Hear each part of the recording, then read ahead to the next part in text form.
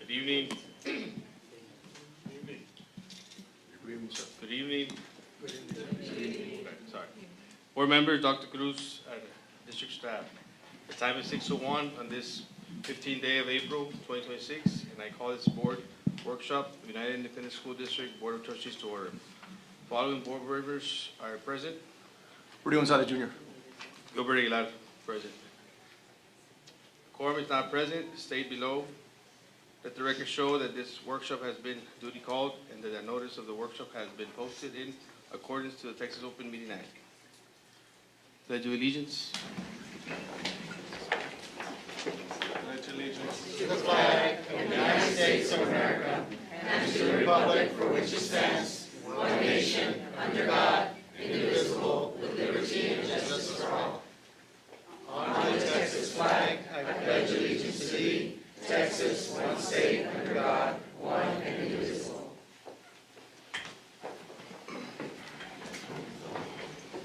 At this time, public comments. Yes, trustees, before we get into the public comments, I do want to say for the record, Mr. Montemayor, he had a court hearing out of town, but he is expected to arrive shortly. So, public comments, the first public comment is from David Perez, and he's speaking on agenda item 4E, Superintendent Report on Focus Group. And just a reminder to all the public speakers, you will have 3 minutes. I'll keep time. Thank you. Good evening, members of the board, administration, and members of the audience. For the record, my name is David Perez. I am a proud 27-year educator with UISD. I'm also president of the United Classroom Teachers Association, a taxpayer in District 7, and a parent of a United High School graduating senior.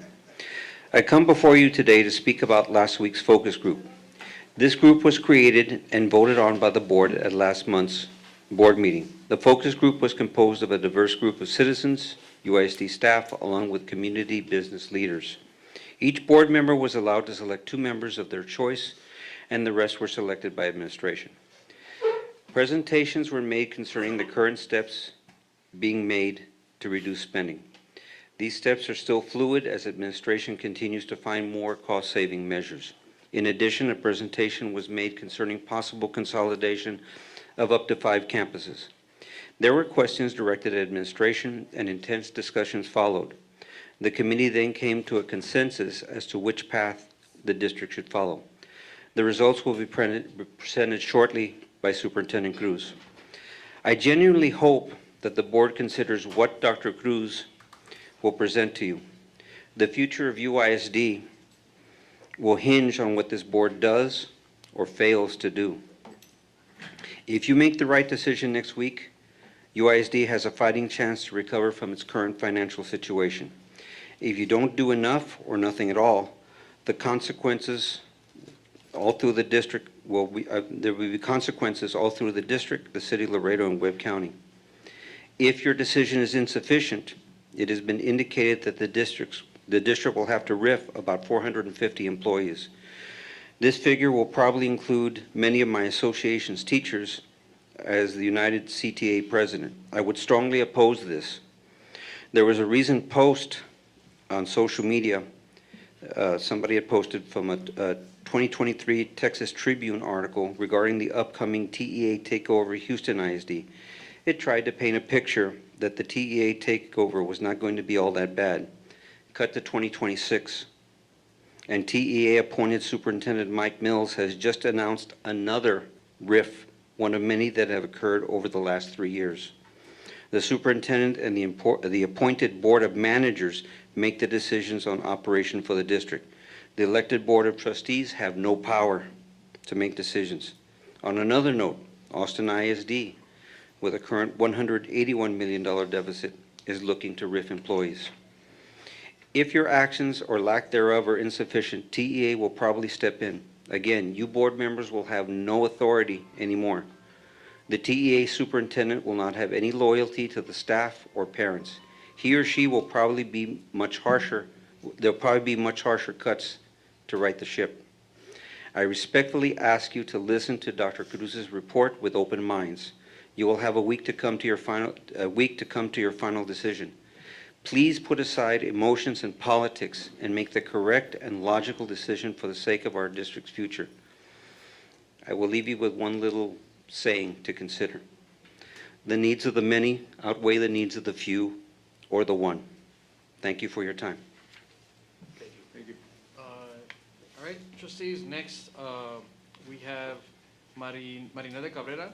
She's speaking on todo, everything, but just a reminder, for all public commenters, you must limit your comments to current items or district-related topics. And Ms. Cabrera will have 3 minutes. For the record, trustee Michelle Molina. Yes, yeah, trustee Molina and with trustee Martinez, you do have a quorum. Just for the record, this meeting was posted in accordance with the Texas Open Meetings Act, and the quorum is present as of ¿Ya puedo hablar? 6:06 p.m.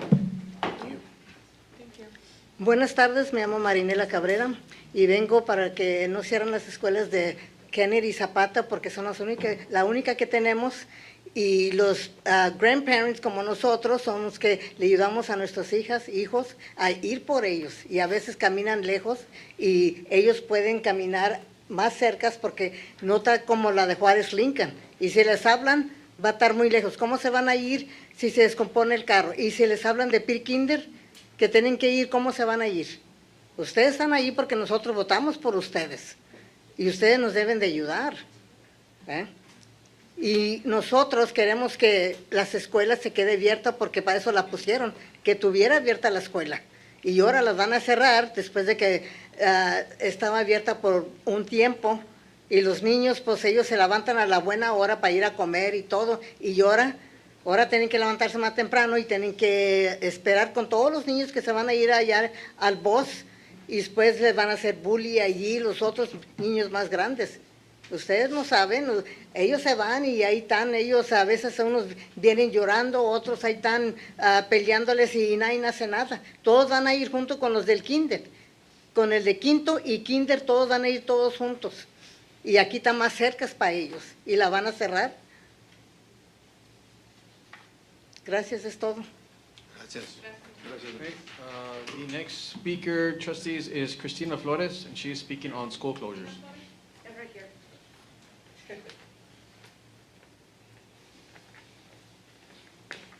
Hello. Hello. Hello. Good afternoon. Let me open this up. Glasses. Okie dokies. Good evening. My name is Cristina Flores. I have the privilege of teaching at UISD's premier high school, United High School, working alongside a truly exceptional team of educators, administrators, and staff. I've come today to address our Board of Trustees regarding the recommended school closures and the weight of the decision currently before you. I urge the school board to move forward with the recommended school closures, keeping in mind that a school's true foundation is its people and not its brick and mortar. While these structures hold memories, they are ultimately just buildings. They can be replaced, renovated, or let go, but the well-being of our educators is irreplaceable. Currently, our teachers are being stretched thin across under-resourced facilities, facing burnout and emotional exhaustion that no physical space can justify. By consolidating our resources, we can prioritize the lives and the mental health of our teachers and staff, ensuring they have the support and stability they need to thrive in order to continue our mission of teaching. We must stop overvaluating square footage and start investing in human beings who actually bring education to life. I urge you to move beyond the politics of this moment and focus instead on the long-term vitality of our entire district. We are all feeling the weight of economic hardship and job insecurity. I'm confident that our teachers and staff would far prefer security over the maintenance of underutilized buildings. These challenges aren't unique to UISD. Districts across Texas are facing the same reality, from Austin ISD's $181 million deficit to closure of 15 schools in San Antonio and 18 schools in Fort Worth by 2029. Now is the time for courageous leadership. Our students are resilient. We aren't asking them to sacrifice their friendships or their futures, simply to continue their educational journey in a different setting. Please consider the broader impact on the district as a whole. We strongly need a decision now that serves the collective health of the district rather than focusing on localized concerns. The current state of uncertainty is significantly impacting teachers and staff morale and increasing anxiety across our schools. The district-wide directive is essential for us to move forward. I appreciate the time to speak tonight. I'm not just sharing my own views, but those of many of my colleagues who feel just as strongly about the benefits of the decision to close the schools. Thank you so much. The next speaker, trustees, is Maria del Carmen Garza, and she is speaking on comentario público. And just a reminder that it must be on a agenda item or district-related topic.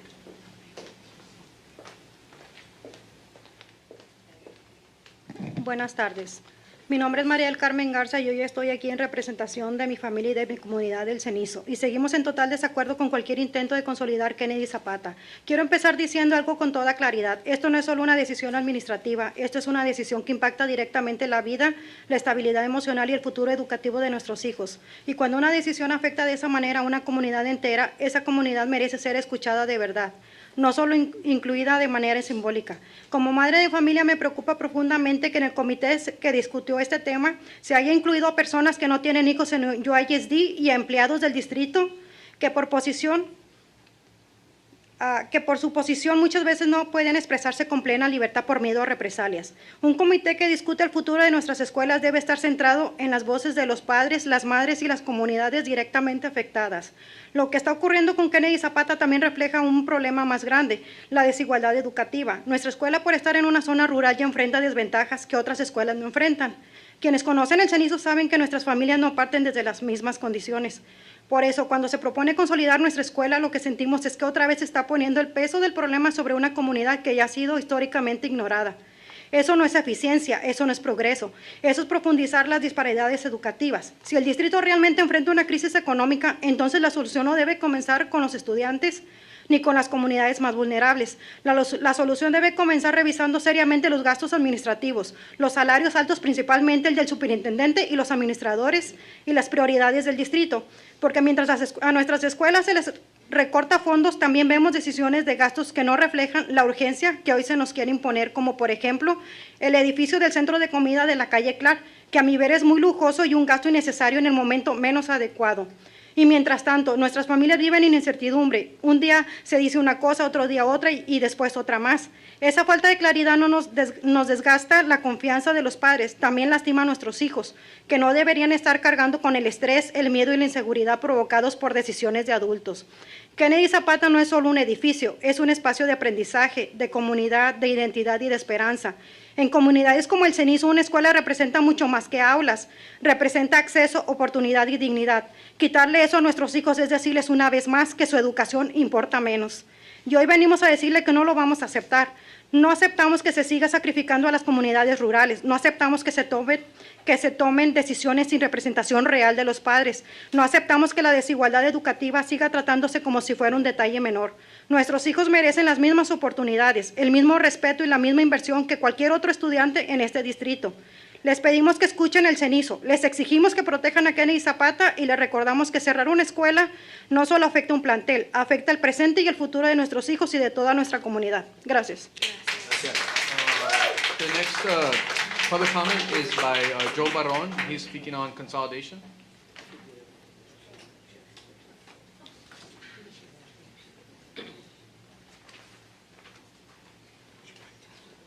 Good evening, board members. My name is Joe Barron. Before I continue, I want to give you a little history about me and my family. My family and I have been part of the United independent school district pretty much all our lives. I have family that works here. I have a nonprofit that helps your most families in need, right?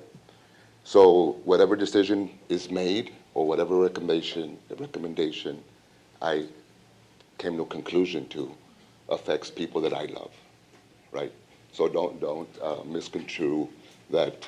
I heard somewhere on Facebook that esos señores que van a ganar, que tanto dinero van a ganar por cerrar escuelas, que we're going to get a penny out of this, right? Al contrario, this will affect my loved ones. So let's talk about the committee. The committee that was formed because the board members requested the committee. Each one of you had a representative there, or two. The meeting was informative. The meeting was intense, right? Everybody that you guys chose were passionate about what they were talking about.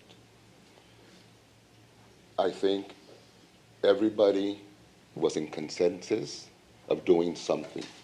If it's closing schools, if it's consolidations, if it's whatever it is, right? Doing nothing is worse than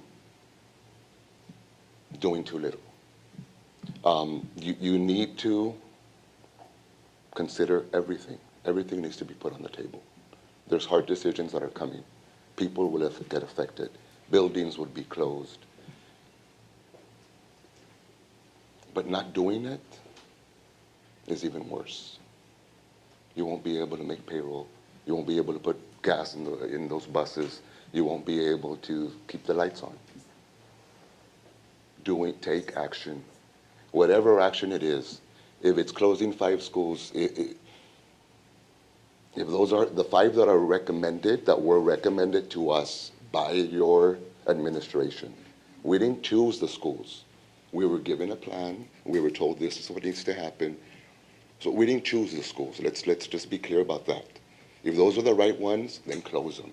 If those aren't the right ones, then choose the ones that are right. If 5 is not the right number and it's 3, it's 2, it's 7, come up with a plan. Do something. Move forward, right? I think all these school districts in Texas that have been closing schools have one thing in common. They didn't act fast enough. You have this thing in front of you. You've had it for the last few months. You've had it for years. It's time to take action. Whatever that action may be, right? This committee made a recommendation based on the information that was given to us by your administration. We're hoping that that information was correct. We're hoping that you guys take that committee that you formed and take them into consideration. You had very good people there, both on both ends of the spectrum, both ends. Very good people there. Take a listen. See what they have to say. They're very smart people there. Thank you. Thank you. The next speaker, trustees, is Jorge Mendoza. He's speaking on budget and focus group community. Good evening, Jorge Mendoza. Okay, so I was also part of that focus group, and I don't think I was listening to the same thing the other speakers listened to. Because basically we were presented data on closing the two schools, and we went back and forth, and very good. All the representatives from the board members were very good. Everybody had their point. That they were good, okay? And we went back and forth, and I don't see where everybody says there's a concession that we agreed to, because there was no vote, so there's no concession unless you vote, okay? Because you go, who's going to vote? Vote? Okay, none of that happened. Somebody said, well, how do you feel, Dr. Cruz? And Dr. Cruz was supposed to recommend that we do 5, and everybody said, now everybody says it's 5. Hey, but that was 2 minutes of the end of the 3 hours that we were there, okay? So that's my deal on that. So, and I'm also want to see what Dr. Cruz has to say on that, his point of view. But, okay, so this is what I wrote before I came over here. So, first of all, thank you for including me on the focus group community committee on April 9, 2026, to discuss different ideas on UISD district budget. Based on my research, because I've researched this stuff going back and forth, and I've done 2 or 3, I've made presentations for 2 or 3 years, I've come here, whatever. Okay, based on my research with data provided by the district with various board meetings, 25 to 30 million from the 26, 27 budget needs to be reduced. Various methods have been proposed which should work, but do not amount to 25 million or 30 million. The one that I do not agree with is closing 2 elementary schools, which would have a savings of 4.5. I do not agree on the other 3 either that's being brought up. And this is my main why. Students being relocated are still at an age where they still have trouble adapting to changes, okay? They're young kids. Since salaries and wages make up 87% of your expenses, a deep review needs to be done to implement a reduction in salaries and a reduction in personnel. Sorry, that's the only way you're gonna reduce any cost. You don't do it, TA will be here next year, and they'll do it, and they're not gonna care who is in the list, okay? Next academic school year, if costs are not controlled and consolidations of schools are put into effect, the district should provide parents information before consolidation begins. These are tough choices, but our financial cash balance requires action. In my opinion, this action should have been done last year. And I don't have any kids right now. My 3 sons were products of UISD, excellent schools, graduating and earning masters, and two masters, and 1 is an attorney, and are long gone from home, living successful life. UISD has a great program, great program, great schools, great choices. I provide my opinion and suggestions as a concerned taxpayer, and only wish that future UIG students continue to be successful with the district. I have nothing, I'm not running. People say you have an advantage. I don't care. My kids are gone. Only my concern are the kids. Thank you. Thank you. The next speaker is Leti Juarez, and she's speaking on potential school retirements and cost-saving measures.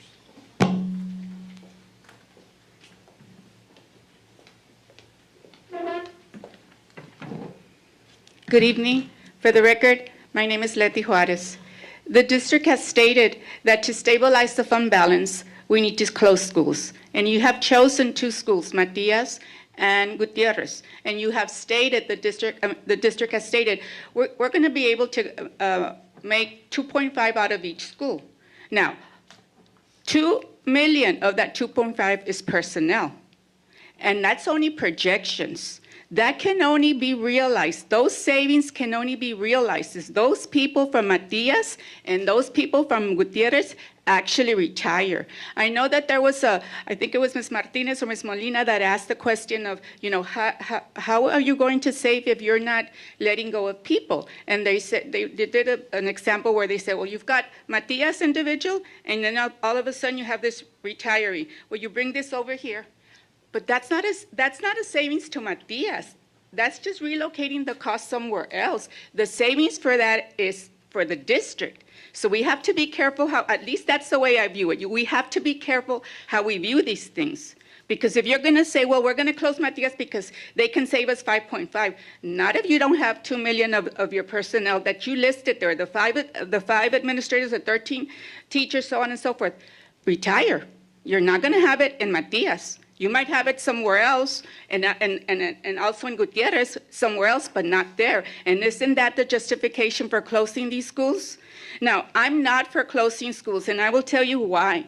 Because I'm very concerned with this back and forth. First, it was 5 schools, then it was 2 schools, then it was 5 schools, or we're trying to get 5 schools. So you can't have an administration that doesn't take you on the right path. I know that we have to do something. But remember, the elephant in the room is payroll. It's payroll. It's not the closing of the school. It's the payroll of that school if the people retire. If not, you're saving yourselves only close to $500 for one school, and which are the overhead operating costs. That's it. So I feel, this is just me, that right now, because your back is against the wall, and I understand that doing nothing is not an option. It's not an option. I completely understand that. As a matter of fact, I want to ask, what some of the board members are not here, where were you 2 years ago? When if you would have been doing some, taking some options, we would not be this bad. But now you're trying to close schools, you're trying to give incentives, 120 teachers you're trying to close, all in 5 months. And what's going to happen?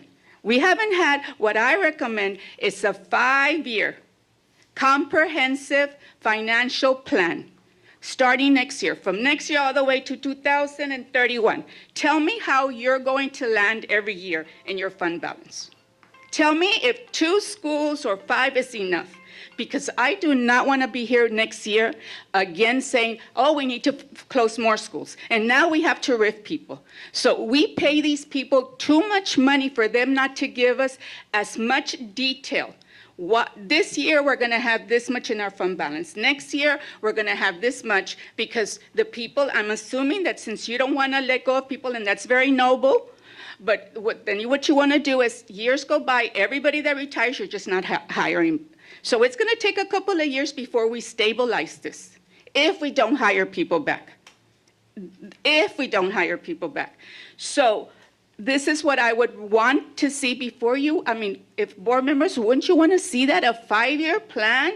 Tell me where I'm going to be in the next 5 years, and then I can make a decision if these schools will stabilize us, and then all we have to do is keep on just not hiring as every year we have the retirees, because if we don't, we're going to be here back. And the only thing difference is we're going to have less schools next year, and I don't want that to happen. Thank you very much.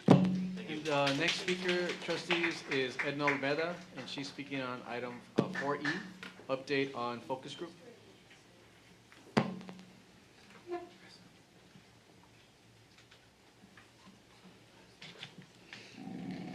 Good evening, members of the board, everyone present. For the record, Edna Olmeda.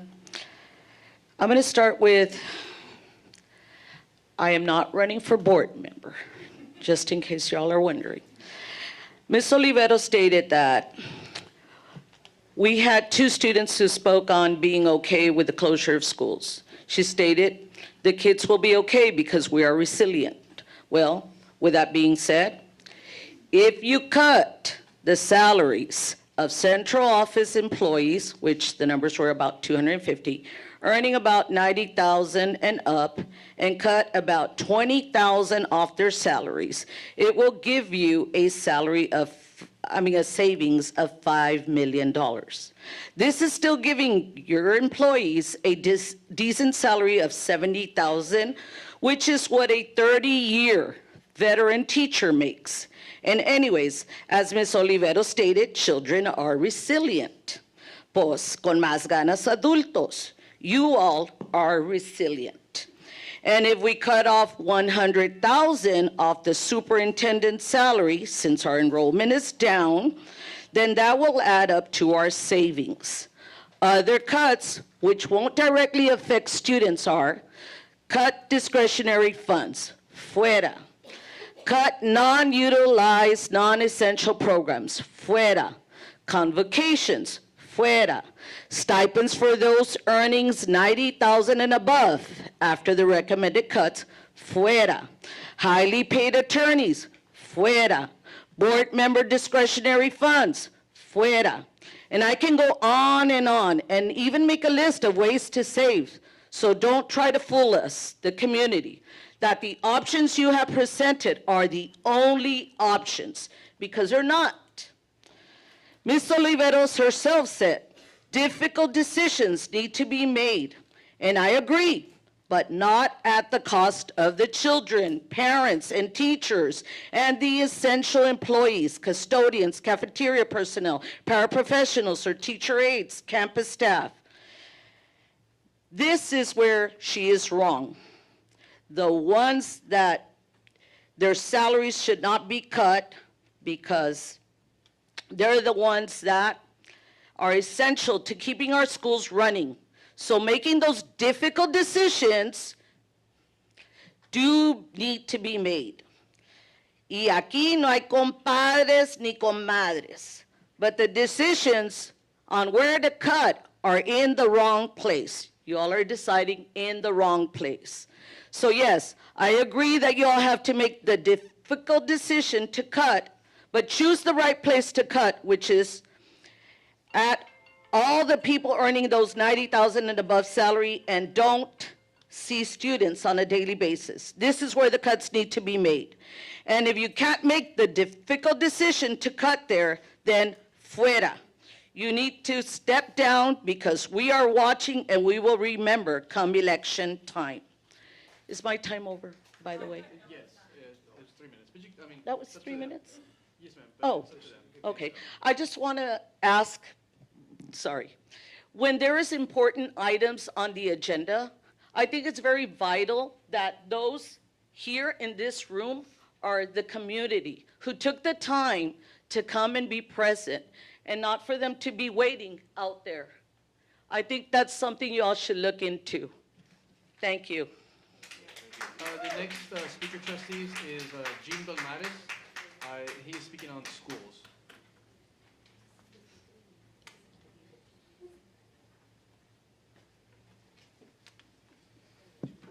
Good evening, board members, staff. For the record, my name is Gene Belmares. You know, I was part of this committee meeting, and I was asked to do so by your board president, who's a friend of mine, knowing full well that I have a deep emotional connection to Matias Tellano. All of my kids went to school there. My wife started out as a parent volunteer there. She was eventually hired as an employee in the office, and now she's over at Roberto Santos. Make no mistake, we love that school like nobody's business. But I was there when you opened Borchers, and my kids lost half their friends, went to Borchers. And they stayed friends throughout the years, so when someone says that those kids are resilient, they are, and they have been.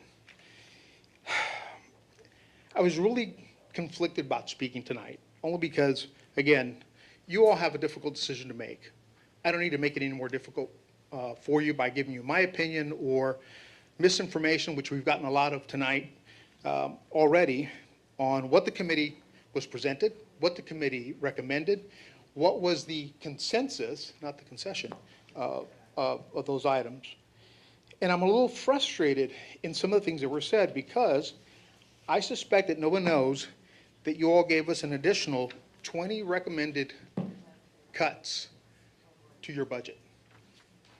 Beyond the schools, you gave us 20 more places where you all are currently looking at, have already begun to work on reducing those. But the reality is that this is a difficult decision because it's very emotional. And a lot of the arguments that were being made by a couple of the folks that were there at the committee meeting were very emotional. They were not rooted in fact, they were not rooted in logic or pragmatic approaches to a declining fund balance. Your revenues have declined over the last 5 years and will continue to decline for the next 5 years and the 5 years beyond that. The public education system is under extreme pressure from our state government as they attempt to reduce property taxes, and I get it. I get what they want to do, that somebody who's paid on their house for 30 years doesn't have to continue to pay some form of a mortgage based off of taxes and insurance that they continue to pay well into their retirement. So when I started to look at this particular issue, I realized that over 63% of all school districts in Texas have a deficit today.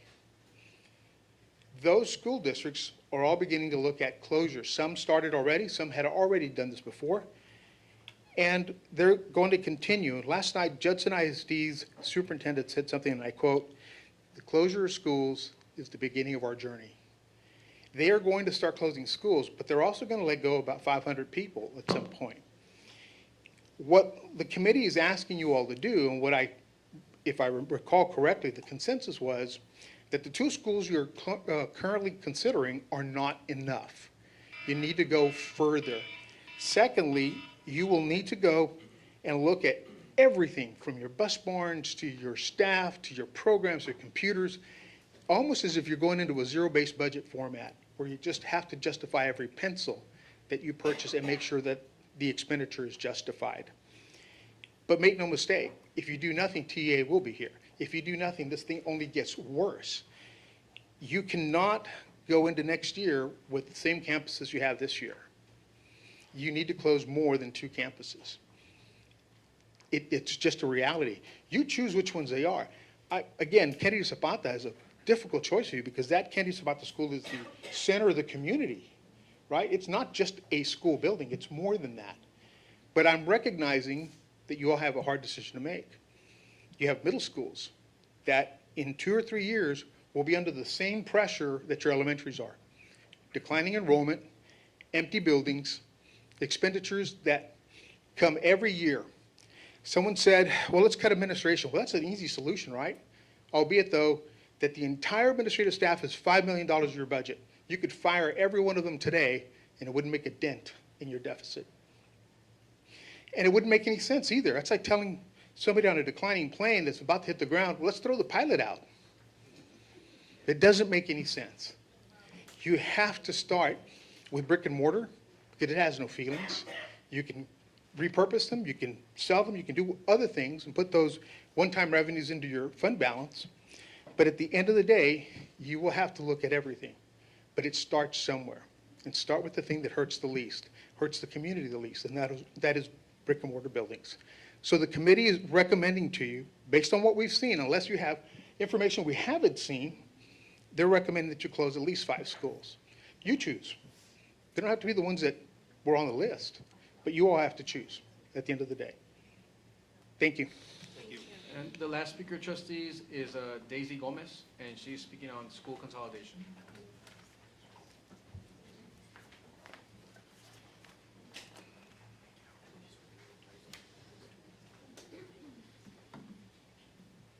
Good evening, board members. I believe everything has been talked about. And I'm here, I'm a parent at Finley Elementary, of course. And the thing here is that Finley was out of the list, right? And I'm wondering why it was back on the list again. If Mines Road, it's a growing community. We're growing. We have a lot of, homes being built. Ms. Molina, you've seen it. I don't know if you guys been around Mines Road. So when we're talking about Finley, we're also hearing that at the new subdivision they're building, they're gonna build a new school. Now, we don't know if that is true or not, but the developers are talking about it. Now, let me just go real quick to what I had wrote. So I'm here tonight because the proposed closure of our campus has been presented as a matter of budget, deficit, low enrollment, and facility age, especially that. I'm a little conflicted in that area because we have much older facilities. And I'm gonna name a few. United Middle School, when was it built? Newman Elementary was built way before Finley, okay? Now, Newman has low enrollment. It's a big building that you can actually use for something else. And maybe, I don't know, find another solution for that school, right? Let me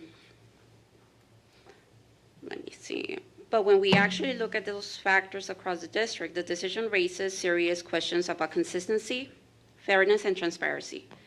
If budget is the issue, then I ask, what specific reductions have been made at the administrative level before deciding to close the school? The community has been shown clear evidence that cuts from the top were fully explored before moving to eliminate, were not fully explored, sorry, to eliminate a campus that directly serves students. Enrollment is not the issue. This campus has enough kids with no empty rooms. And if the age of the building is the issue, then I ask, why are there other campuses that's still operating? What data specifically, facility condition scores and cost analysis justify closing this campus over others? And I can go so on and on and on, but this is not emotional, okay? Just to make it clear. I just want to know, what ranking or scoring system was used to determine this campuses to be closed? Where does our campus fall within those rankings compared to others, right? And will you commit to releasing the information public before any decision is made? Because without it, I mean, this does not look like something you have to do but selective. Now, I'm gonna jump to another campus, Kennedy Zapata, for example. Can I still speak? Kennedy Zapata. I was a student in Juarez Lincoln, okay? So I know the route, I know everything about it. I know how we used to struggle as students. It used to rain, it would pour, we would get wet. We would get there, and we were all wet. They would try to dry us up and stuff, whatnot, and it was just not okay. We were wet for part of the morning. And then sometimes it was cold. I don't think you want to put those kids through that again. Not the kids from there. And I don't think the kids from Finley, I mean, it's not fair to put them in portables. And that is all. Thank you. And there are no further public comments, trustees. Item agenda 4, information items. A, Alexander High School Superintendent Advisor Student Lead Project Update. Yes, good evening, Mr. Aguilar, Mr. Gonzalez, Ms. Molina, Ms. Martinez, Dr. Cruz, members of the audience, Rebecca Morales, Associate Superintendent for the record. So we continue with our student presentations from our student advisory group. This group that is presenting to you this evening is our group from Alexander High School, and they will be presenting to you their ideas on anti-bullying. That has been their project that they have been working on throughout the year. We're very proud of the work that they've done, so they have a short presentation for you. I just do want to acknowledge their sponsor and our activity coordinator, Ms. Elizabeth Lozano, that's here, joining them, who's been critical in supporting them and guiding them along the way at the campus, and of course, with them here as well is their campus principal, Ms. Rosana Isola. Well, as she mentioned, we are the John B. Alexander High School Student Advisory Group, and our project consists on World with Not Bullying, Stop Bullying. So as we move to the next slide, we want to notice what has changed about bullying, which is mostly how it's now both in school and online, mostly in our phones such as screenshots, Instagram notes, and even fake accounts and group chats. But what also have we noticed is that about 90% of students between the ages 12 to 18, there has been an increase on those people all over around the US. But also we noticed an increase of 3% from years from 2021 to 2023. And there's been activities such as Stop Bullying, summarizing as online among bully students and electronic bullying prevalence in high school. And what actually works, we noticed that is like our PBIS program that fortunately it runs all over our schools from UISD, and Kiva, which is designed for our prevention lessons against these affecting bullying preventions. But also, as an important truth to add, is like the district or the school administration cannot take this as lightly since it is affecting our students' mental and safety health. So, working with a middle school and elementary, we did a bullying survey from over 175 overall truthful responses, which is including Clark Middle School, Colonel Santos Benavides, and Trotman Elementary, but also including United Middle School. So, and mostly adding, our respondents were from grades between 5th grade to 8th grade. Now, to the next presentation, I'm gonna let my friend Javi to continue. Good afternoon, board members and guests. As you can see, we went to these following schools, and there's pictures from all these schools that we went and collected surveys from. As you can see here, we have some statistics from our surveys, and you can see that we had an increase in bullying in classrooms across middle schools and elementary schools. These are interesting graphs because you can see where it jumps from elementary to middle school, in the restroom, in the hallways, especially in the classrooms. And it's very concerning because that's where our teachers are. We have a 60 to 70% of students experience no bullying. 70% of the students report bullying in elementary. 70 to 80% is decreased bullying trends. Decreased cyberbullying trends is because of the cell phone ban from the state of Texas. Our negative takeaways are 30 to 40% are reporting bullying and they're witnessing the bullying and they're not reporting it. Most common type of bullying is verbal bullying. That's about 30% of all the bullying. Did the bullying end at 45 to 30%?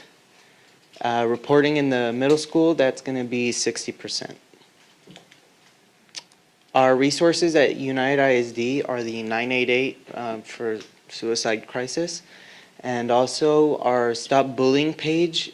And if you go to our counselors through the guidance and counseling department, you can report bullying and they will help you there. Let's make a change because UISD is focused on making a safer, more supportive school environment through our guidance and counseling and through our teachers and staff. Every student matters. Here, I'll pass it on to Natalia Quesada. Good evening, board members. My name is Natalia Quesada Reina. I'm the senior class president at Alexander High School, and this year we were tasked with the project of coming up with an initiative to help stop bullying, and one of the plans that we came up with was put a pin to bullying. Basically what this is many programs around like sports, athletics, and other clubs have a trend going around where it's like a clothespin that has a nice message, it's decorated, and we want to have our National Honor Society decorate those among their members and give them and distribute them among the National Honor Society of our feeder patterns so that they're shared and we have nice messages going on to our younger generations. We have a video here, but I'm going to go ahead and skip it for today. These are some of the pins that we've collected so far, and we're planning on decorating them this week and handing them out within the month. Another plan that we came up with was the UISD Compliment Cam. What this is a video made at random of like individuals at school where we could have a counselor go around and like just take a video of them, not tell them what it's for, but just take a video complimenting them, making their day better, just saying nice messages to like really capture the essence of what it is to spread kindness even when people don't expect it. And well, we'll do this by going around campus and asking students to participate in the project. We would extend this as well to our feeder pattern schools and ask the counselors to take part. And there's another video. But, okay. And that is our project. Thank you. Thank you. Again, before they leave, I want to recognize them for their efforts. These are, again, students that are very involved in their school. They care much about their academics, but they're also involved in these community-wide district projects. And so, again, we're very proud of their efforts and the time that they take to explore new ideas. So, of course, student voice is really important, and so we just want to make sure that we acknowledge them tonight. Thank you for being here. I just want to say before you all leave, I was smiling at Liz. I know Liz from high school, but I love the pin idea. That is like a trend that's going on in the cheer world. Now the dance world picked it up, and I can tell you that I've seen my own daughters whenever they receive like the good luck pin, the excitement in their face. So I'm happy that now you all are implementing this at the high school level. So thank you for everything that you all are doing. Thank you. Great job.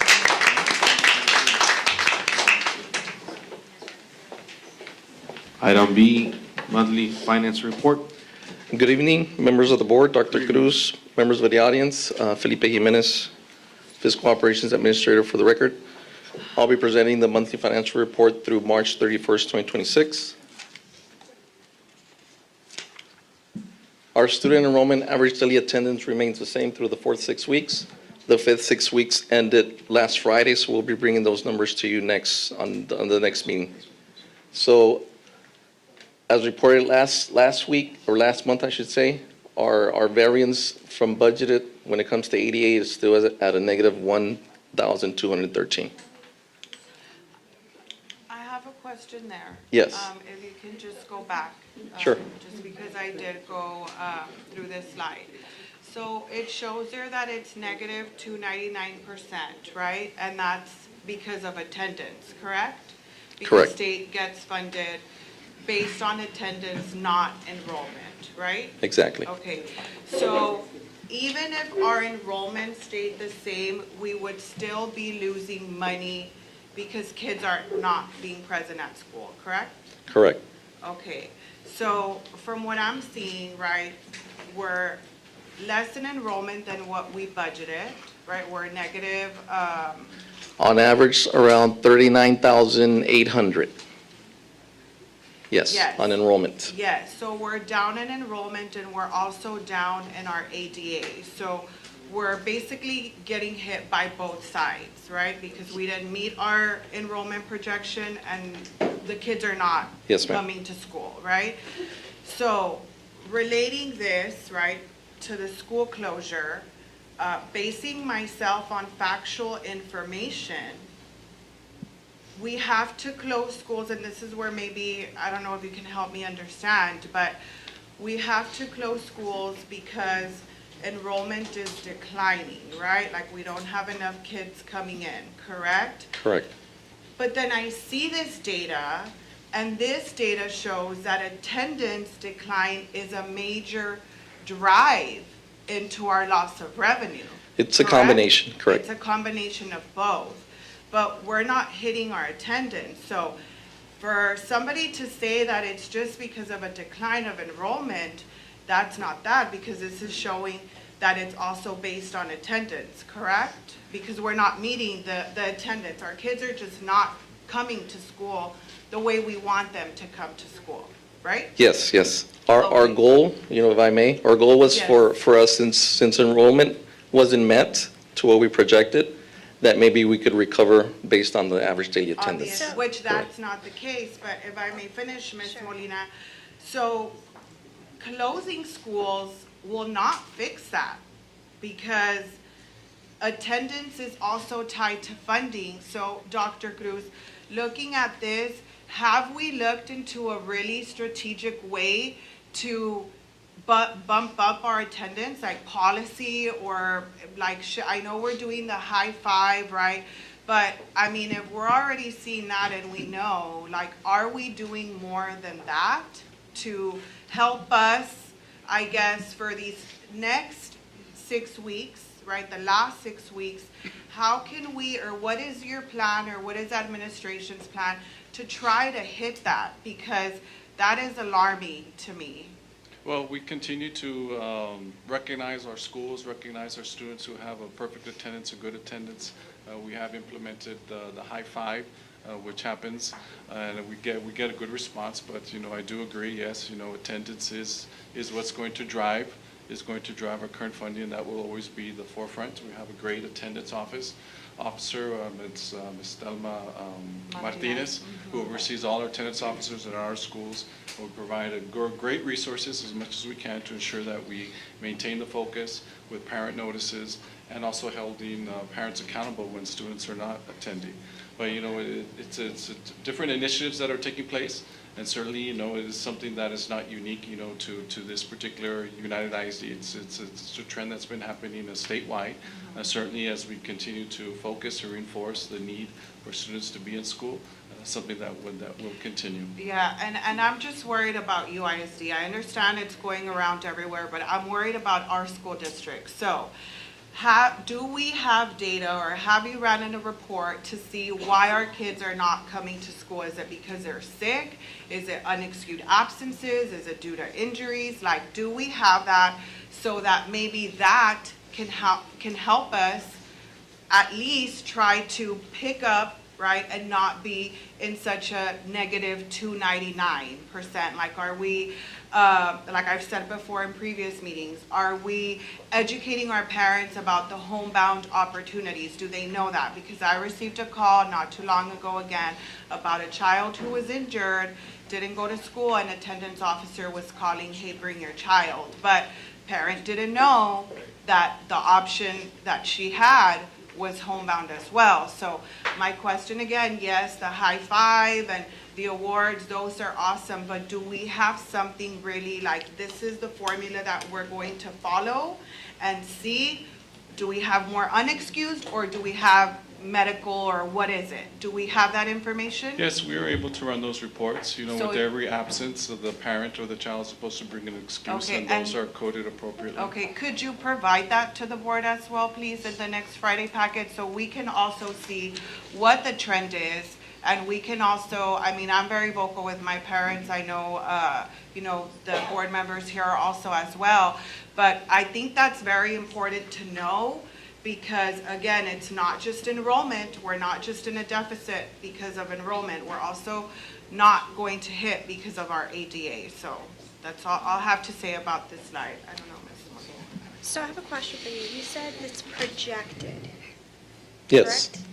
Is that not based on actual numbers right now? It's what you have projected from the beginning of the year? Yeah, actual It numbers. looks like actual numbers. not Yes, this is projected. actual numbers through the fourth 6 weeks. Okay. So what we do is we get actual from the first through the fourth, and we project the fifth and the sixth. So up to this point, we're still having, that negative 1,213 in ADA. So that's what's affecting, the revenue, state revenue. We're at 87%. That's an actual. Yes, sir. 87% is when you get your ADA, average daily attendance of 36,050, and you divide it by average enrollment that we budgeted. That's what gives you that 87.4%, yeah. And I just want to, we have frozen the budget, but we are allowing teacher incentives and students incentives to still go through the budget to address the attendance rate and to try to get it up. So we're still have all the force that we can with the monies available to allow the schools to initiate their own individual programs, what works best for each of the schools, to attract the students to come and to keep the teachers motivated so that they can keep the children motivated, and we can hopefully pick up this attendance rate. And the projection is obviously just for the fifth and the sixth 6 weeks, but we have historical data, and this has been a pretty predictable pattern, unfortunately, for UISD the last couple of years. So we're comfortable with it. It could change, hopefully new initiatives. The principals are charged for this. They are putting in their requisitions. Let's see how we end the year, see if we can pick it up. Yeah, and there's no doubt, like the principals, attendants, they're all doing a fantastic job. And I think right now, if you, alarming, we see that first 6 weeks, we were awesome, 91. But now we're declining and declining and declining. So what are we doing to identify, I guess, why our kids are not coming in? Because you're going to have your kids that, and it's not a finance, because you all are just bringing us the numbers. This is more administratively.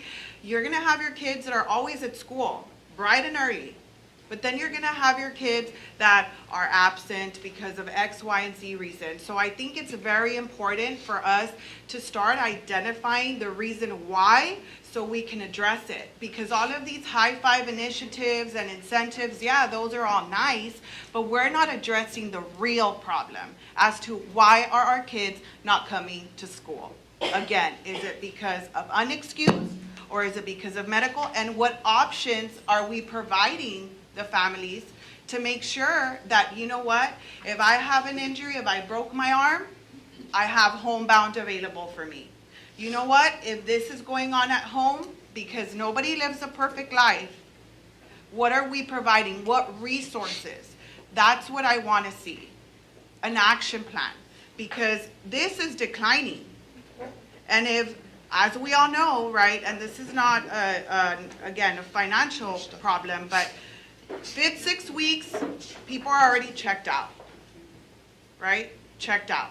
So what are we going to do to ensure that we don't drop to perhaps an 86 or 85? And I really need to see what action plan you have set forth, Dr. Cruz, along with administration, to ensure that that doesn't happen. Thank you. Thank you. Can I just interject that I'm not a principal, but I do have the admissions department under me, and Thelma Martinez, who has 30-plus years of being in the campus, right? And she brings all that experience to our department. But I am aware that our principals do work with those kids that are not showing up. They create principal plans for the parents, how to make up the work, how to make up the time that they haven't been there. I can't speak for, oh, it looks like this, or they answered this, but I am aware that our campuses do have individual principal plans for those kids that are really at the point of maybe not even getting credit for the classes they're taking.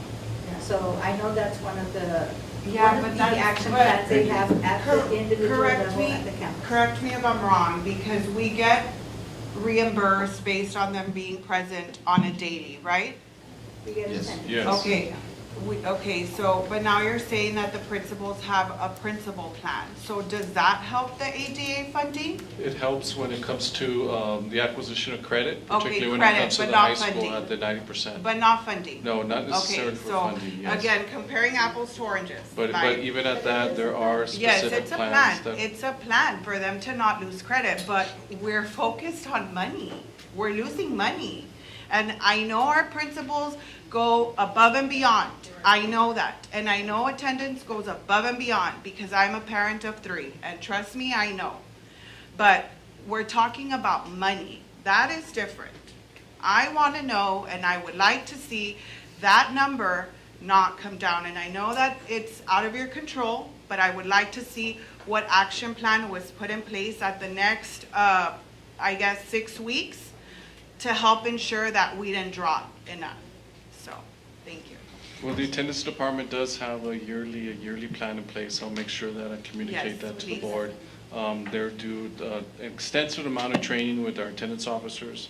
Our attendance officers also have good working relationships with campus counselors, assistant principals, and everyone who can certainly support the child, does happen. Yes. And recently there was a training just recently with the attendance officers with the expectation of increasing the enrollment. But certainly I could provide you with those documents in the plan. So I can attest, our principals, our administration, our attendance officers, they'll go do knock and talks if they have to. They'll go, well visits, what's going on with the child. They can call in today, tomorrow, what's going on. They'll reach out to your grandma if they have to, emergency contacts. So I know from the campus level, they're doing all they possibly can.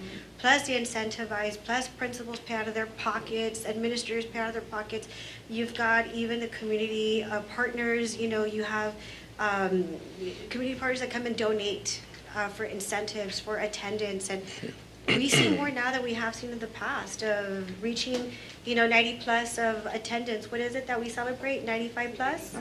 Yes, we'd like to 95 get plus of 95. attendance. That's a big deal. Kids get excited over that. Those high fives on Fridays, kids get excited. The parents get excited. They come in recording, something that we hadn't done in the past, but we need to continue those initiatives. And I do appreciate the support from administration so we can continue to see the betterment of that. So thank you.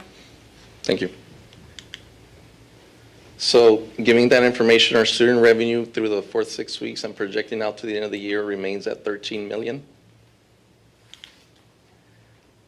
I'm going to go switch gears to the tax office report for collection and current taxes. The current collection rate for current taxes is at 95.7%. I'm sorry, can you just go back? Sure. What is that dollar amount for the 1,213, the 2.99%? What is it? I'm sorry, where? The Oh, the 88 next, Yeah, can you put a dollar amount to that? What is that? Which one? on which one? So we have negative 1,213. Yes, Oh, that's, that's the next slide. that's the Oh, next okay. one, sorry, yeah. Those are the numbers. It's this one, it's 13 million. Or 13 million? Yes. That's what it equates to, 13 million. 13 million. Okay. Yeah. So the tax office report for collection rates for current taxes is 95.7%, for a collection of 201.3 million. For the collection rate for delinquent taxes is 51%, for a total amount collected of 3.6 million. The property tax revenue, the values, certified values, T2 values remain the same through the roll that we've gone recently in March. So these are the numbers. They have not changed from the prior, presentation last month. I have a question Sure. with that.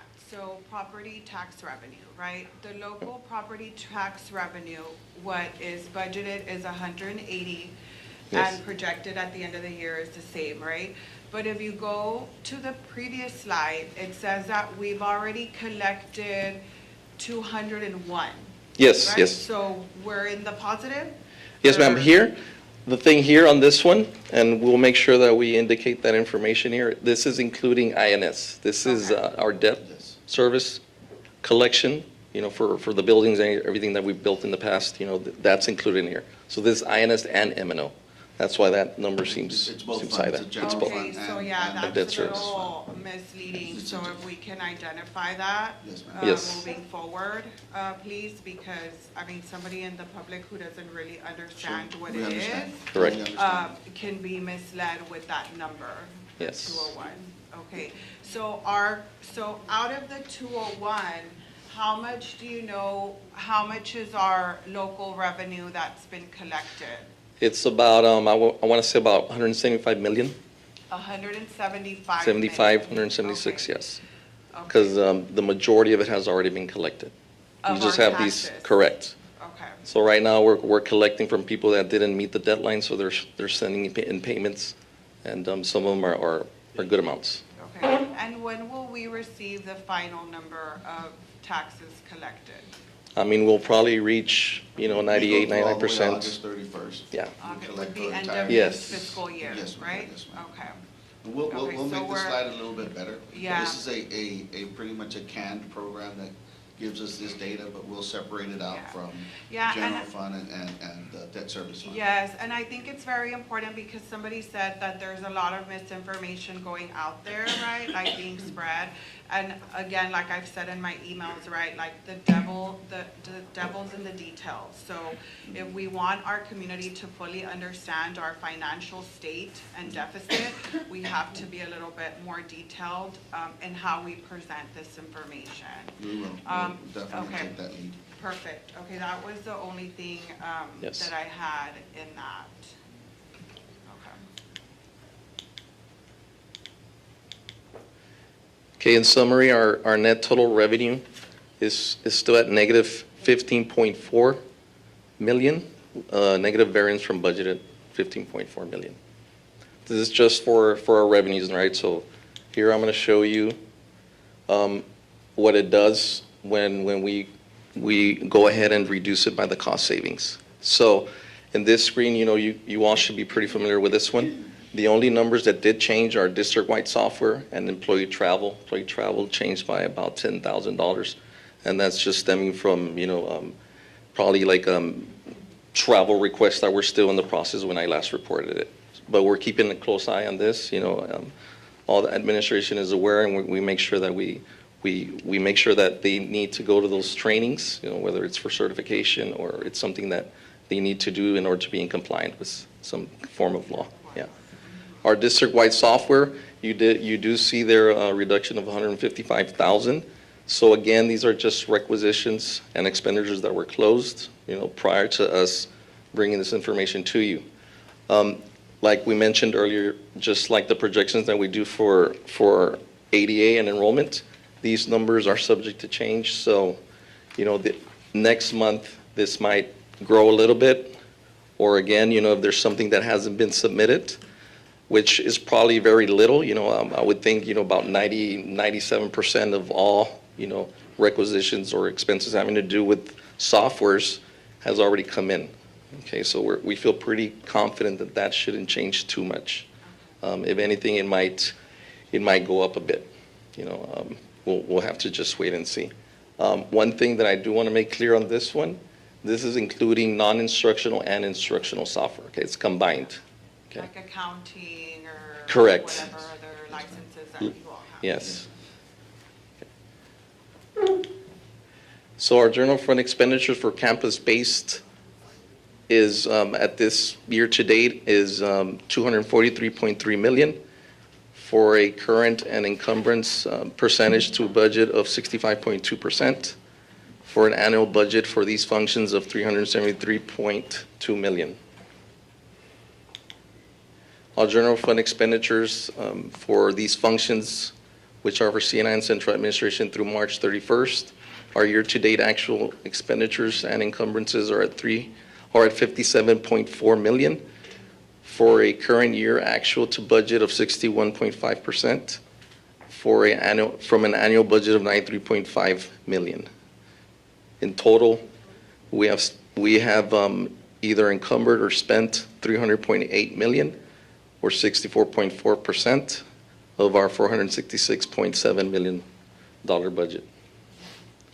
And if you can go back to that, yes, so, again, we budgeted 466, or was it the? Yes, Right, it's this one, yes. okay, and we've spent 300 million, so yeah, so that's the 64.4.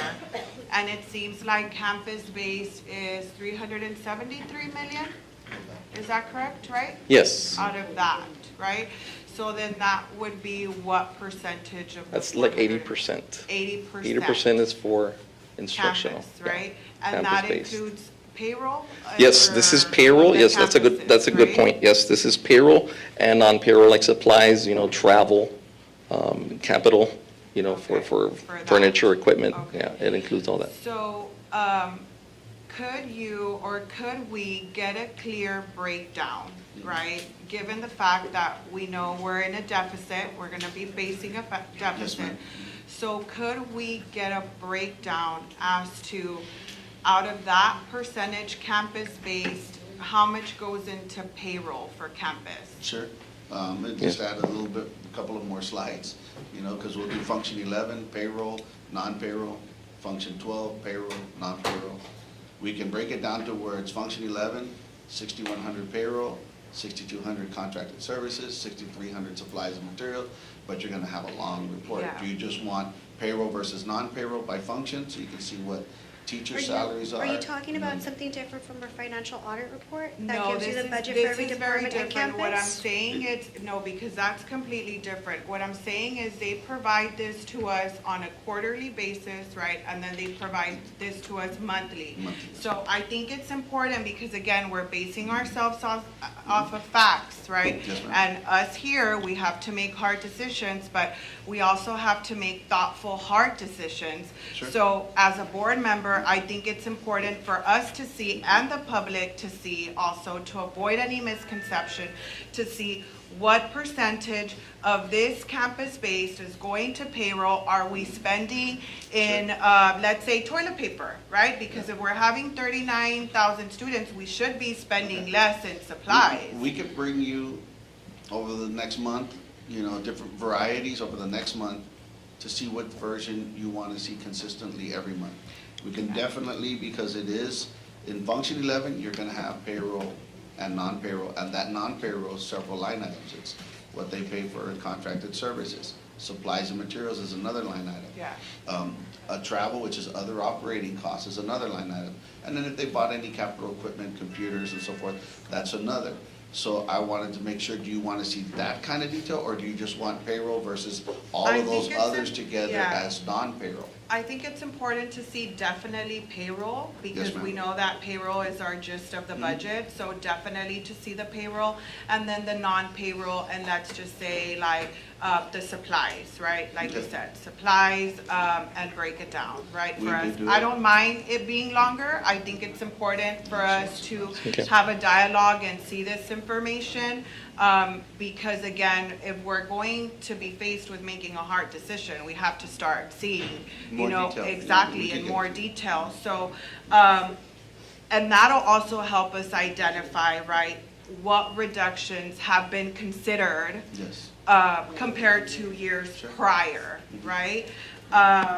Because, somebody said in public comments that we've identified a savings of 2.9 million, which is significantly low to the 15 that we need, right? So I just want to make sure that we are fully exploring, as Ms. Molina has said in the previous meeting, that we're really like scrubbing the budget to see. Because if we're expected to close schools, we have to make sure that we're really paying attention into what we're spending. Because if Yes. we have 39,000 students, we should be operating at 39 and not at 42, 43 as we had before. Correct, yes, ma'am. And that's what we're facing today, and we're getting there. We definitely can break it down. This is just the standard format Yes. of reporting to TEA by function. Yeah. But we do have the data where we can break it down within each function. Ms. Molina, you are correct. You do see this when we present you the budget and we give you the summary budget book at every year. Summary budget book, that list is way longer. It's longer, Yes, yeah. it's gonna be a lot longer. That's why just bear with us and we'll show it to you. And if you wanna modify it again for the following, meeting, we can definitely modify it again. But we'll get there. Yeah, We'll well, give you the because information soon. also that budget book, I mean, this is, you have your actual, right? Like in the budget book that we get, it's just kind of a projection. Yes, ma'am. But this is more of like, okay, this is where we're at now. So I think it's important to make sure that as our revenue is coming in, because I've had this conversation with you, right? And it's very important for the public to know Yes, ma'am. that TEA only funds, we're a class 2 district, so TEA only funds us for certain months, correct? Yes, ma'am. And then the district is left alone, I believe it's December, January, and February. Yes, ma'am. So I think it's very important that we start, and this is not micromanaging, this is just being financially responsible Sure, sure. and tracking as our revenue is coming in, how are we spending? I think that's very important, especially because we're being faced with these deficits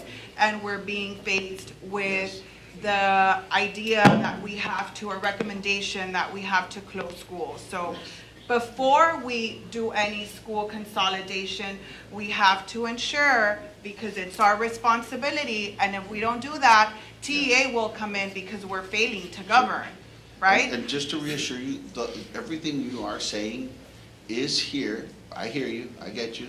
It's in summative form, so we will get Yes, more detail. yes, more But detail. all those, the TA payments, you'll see our revenue all of a sudden jump up again when we get to April, Yes. May, June, because they start paying us again. Yes. So, we'll just break down and we'll give you more detail. Yeah, I just think it's important for us to really be aligned, Sure. right? As how the money's coming in, for us to be aligned. And I know you all are doing that, but I think it's important for the public to We'll bring also it in. see that, We'll and bring we it in. see it, We'll so review. we can ask our Yes. questions. Yes. Along with that discussion, yes, you know, depending on the size of the district, the TA will classify as the tier 1, tier 2, and tier 3, and that's when monies begin to come in.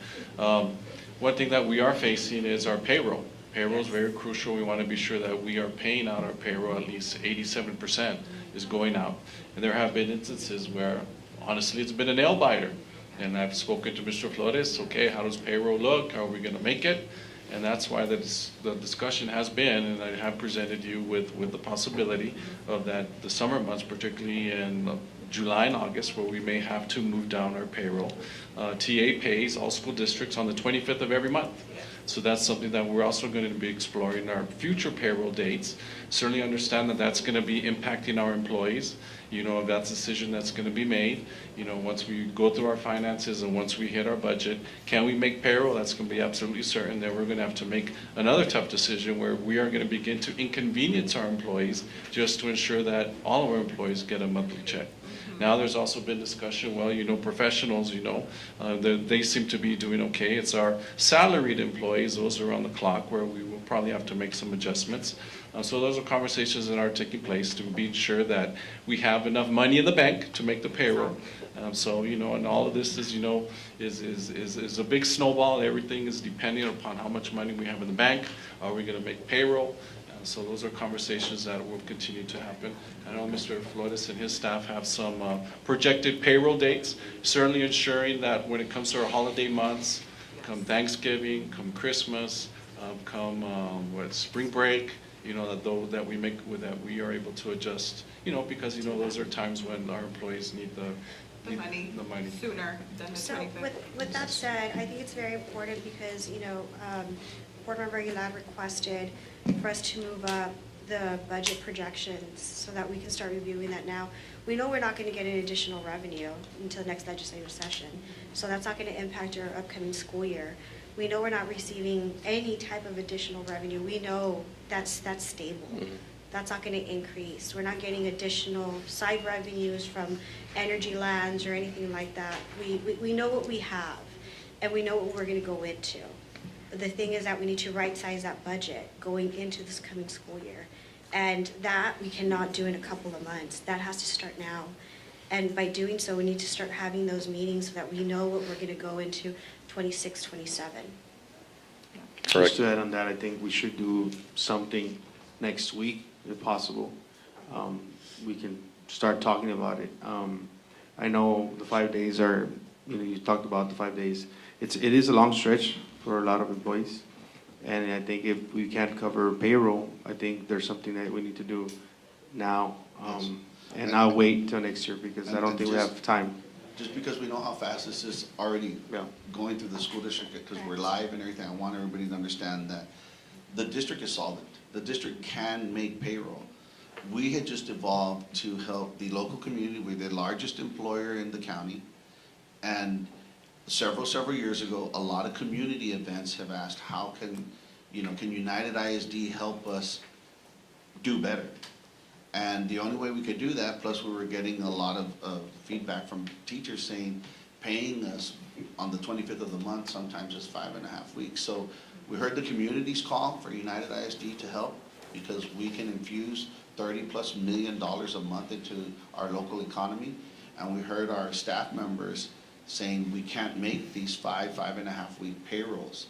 So we did our best back then. We were a lot more liquid, fluid, so we were moving payroll dates to provide, before spring break.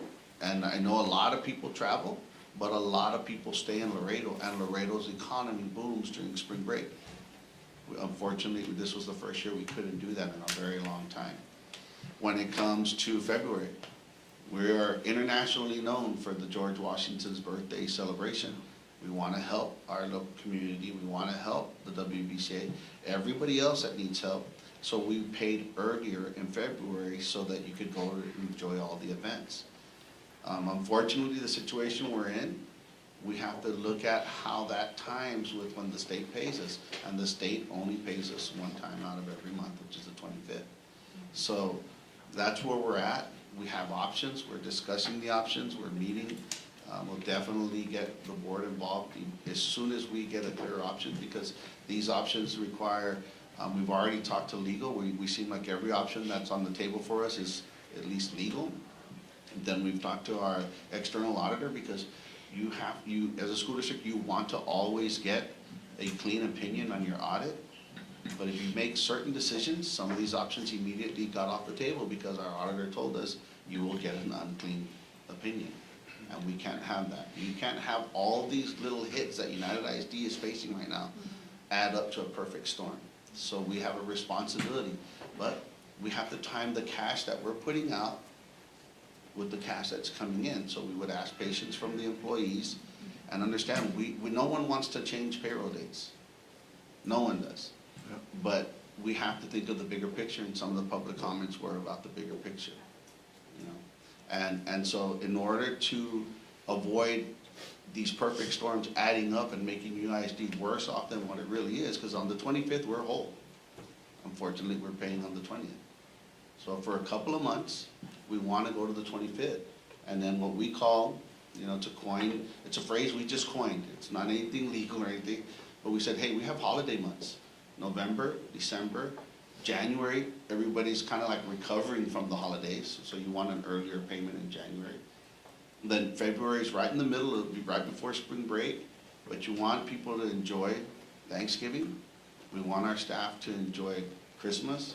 We want our staff to recover in January, get ready in February, and then a decent payroll date in March, so you can, if you want to go somewhere, you get paid immediately as soon as you come back. The following months, and especially the way school districts, the United ISD is a cash flow heavy at the beginning of the year.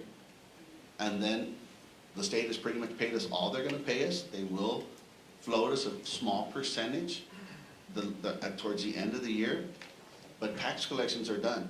We collect the majority of our taxes December, January, and then a few stragglers in February. We appreciate everybody that pays whenever you pay. But it really dies off when you get into the summer months. So the summer months become difficult. So we will present you with what our recommendation is for next year, and be there for the employees during the holiday months, the vacation months. But unfortunately, September, October, June, July, and August, we have to pay on the 25th. Okay, so our employees will get paid prior to the holiday.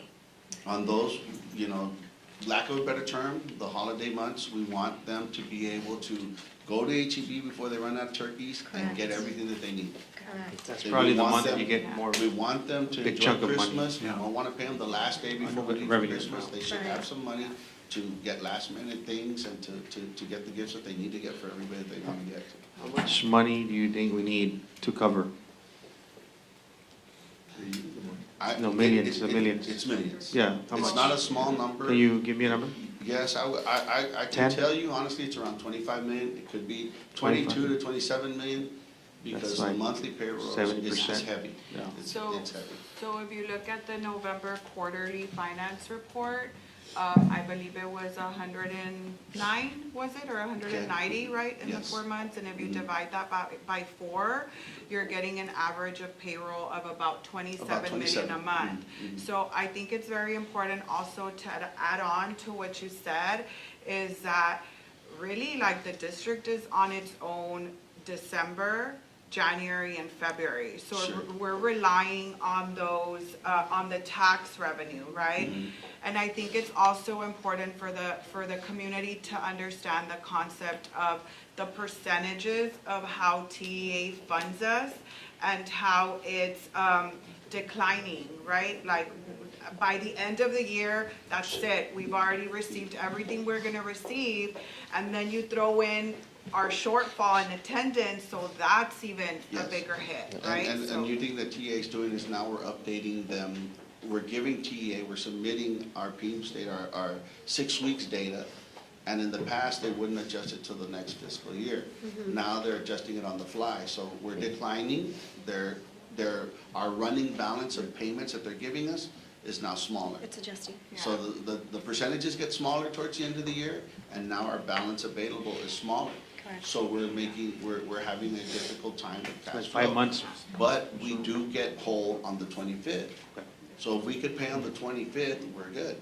It's not that easy, because you're affecting thousands of people. How much that are- notice do we need to give the employees?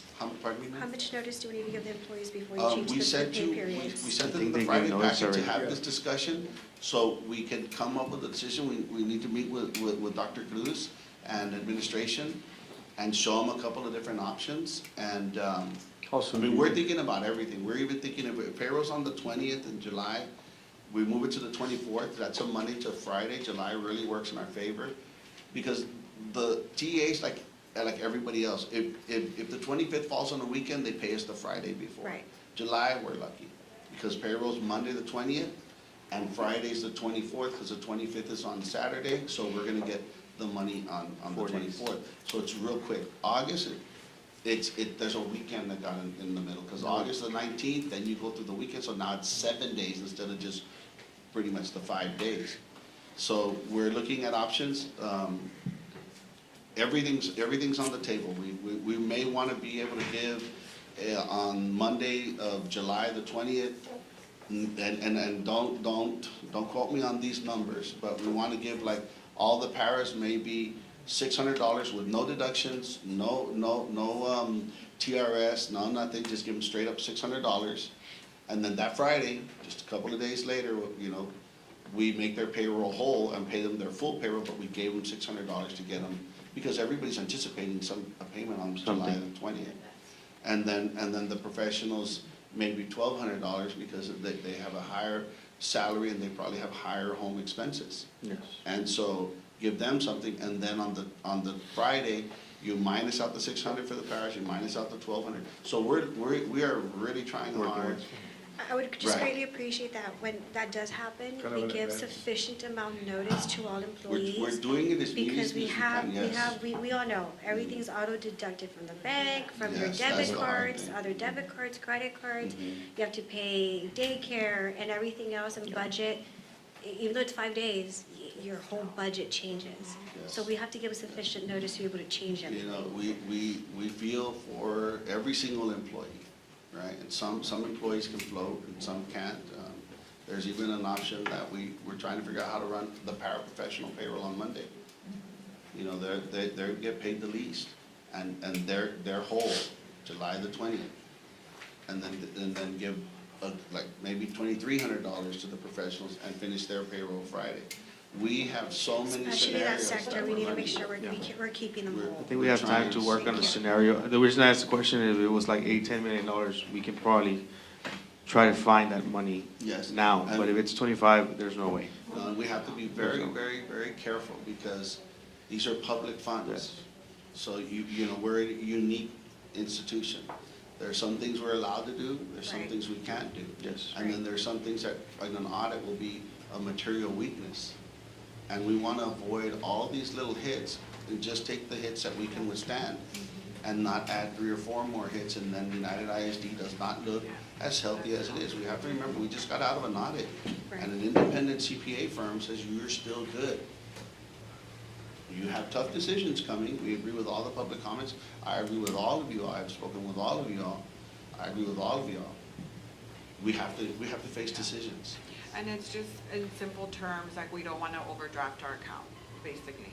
I If, mean, just, because- that cannot be an option, because if you Yeah, do an we don't want overdraft, to, you yeah. you're not gonna get a clean opinion, and Exactly. now things become more difficult when it comes to revenue.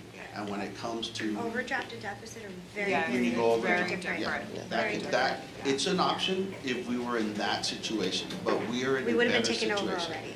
Yeah, we can't do that. So I look forward to those options in the upcoming presentation. So Thank you. you all will present this when? In the next? This Friday, the board packet? Next or- week. We could probably have a decision by next week. Okay, Yes. I think so. Inform you. I think that'll Yes, be we need to important. start having things quicker.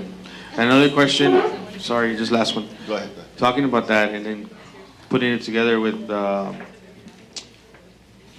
deficit we have this year, what is on the revenues and expenditures? Is there anything that we can start putting a hold on? Like there's, instructional resource, media service, budget 7 million and we have 4 million, that's 3 million left. Is there something that you're looking at, is there a plan to counter that deficit of this year? Because I haven't heard anything, Dr. Cruz, on the deficit for this year, how we're gonna decrease the 13 million to 5.7. Well, we've already put initiatives in place. So one of the biggest ones was our overtime pay. We had our buses that were out, and other measures in terms of travel. We have frozen certain positions that are not direct services to children. There's direct services to children, we're moving those along. So certainly we've been addressing what has been happening now to reduce our deficit. That's only so much that we can do this year because we have to ensure, first and foremost, that we ensure that instruction is taking place.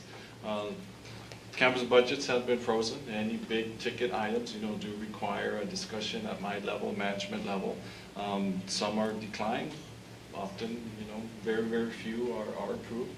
Because it's my experience, if you are a campus principal and you're gearing up for, right now, STAR, everything should have been spent already. And so those are discussions that have been happening. So certainly, what we do now is going to impact our future. But considering all the other cost-saving measures that I've already been presenting going into the next school year, it's going to be a more tightening of our budget and more of our campus principals and department heads making sure that they look at their budget to be sure that it's absolutely prioritizing the needs of our students and the needs of our community. Thank you. Like the guidance counseling service, Ms. Benavides, is that payroll or is that just services? It's a combination, it's mainly payroll, like get that 87, Okay. always apply about 87% to that Payroll, function. okay. And that's, For every department, you're looking at 85 or above, 90% Is or more payroll. Okay. is payroll first of all, and then material and supplies, travel, incentives is probably 10% or less in every single budget. That's the reality. Yeah, because in this function, you have your 6100s, which are salary, you have your 6200s with professional services, your 6300s, which are your supplies and Right. materials, and your 64s, which are your miscellaneous operating, all in one function. And I could certainly see, Ms. Martinez, your logic, well, let's break it up, let's see where the actual money is coming in. But, when it comes to function, that's just one big chunk, and we can further, So divide it. I could tell you from the exercises that we've been doing, going from a $46 million deficit in August, and now our deficit is down to, correct me if I'm wrong, 13, 12 point something, close to 13? 13 million is About 13 million. The fact that we've aggressively gone in and freed up that cash flow, when you're looking at that 10% per department, materials and supplies stopped. Travel has been truly minimized dramatically. When you're talking about incentives, I think there's several even smaller line items within that 10%, that make up that 10%, that were actually eliminated from every single department. I think at this point, when we're talking about further cost savings within our departments, they're running extremely lean. Extremely lean. So to Dr. Cruz's point, when he said we have to do some uncomfortable decisions with personnel, when we talk about right-sizing the budget for the upcoming school year, the reality of that means that if 85 or more, or even 90% of your budget in every department is payroll, that's what we're gonna have to very closely evaluate, and we're gonna right-size the budget. And the most difficult position is yours, where you're gonna have to right-size that budget and payroll. Yeah. And that's where we have to really approach that empathetic, compassionate, because we're changing livelihoods here. And with that, that's why we're asking you to pull up this budget, upcoming 26, 27, now, so that we can start reviewing all the different line items, because we need to approach that with soft hands. But it has to be done now. Please. Yes, maybe next month. You'll like Ms. Benavidez's presentation. I have just one last question. Yes, ma'am. So that 13 million, right, that's the deficit from the ADA, right? That's our projected deficit driven by the ADA. But do we have, I guess, I know it has like a flat line in our local property tax revenue, but do we already have a number? I know the delinquent accounts is, Let me we're try to catch up 51%, with you right? with the Oh, you slides. just, Did I pass it right here with the? yeah, which is Yes. the 3 million, right?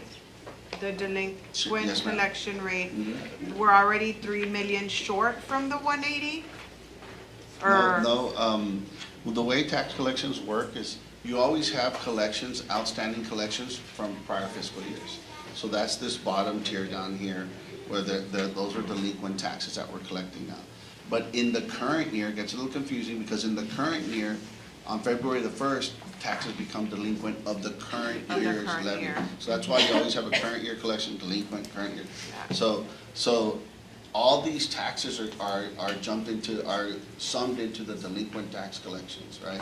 All the prior years, and then what became delinquent on February the 1st. You can see it's a small number, yeah, thankfully. gratefully, yes, sir, yes, ma'am, because we want to collect taxes while they're current. We're projecting out, because the roll changes, the county appraisal district will give us new values every month. And fortunately for UISD, they've been going up every month, and the tax office immediately turns around and bills. So that's been helping us maintain a positive collection rate with our taxes. We usually end 99% of what we budgeted. We anticipate that as well. The next coming months will be very, very telling.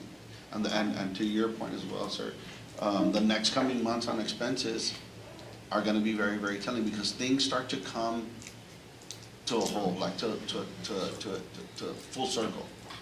And what you didn't see coming happens, so that can change. That's why Mr. Jimenez was saying, these are the best that we can see right now.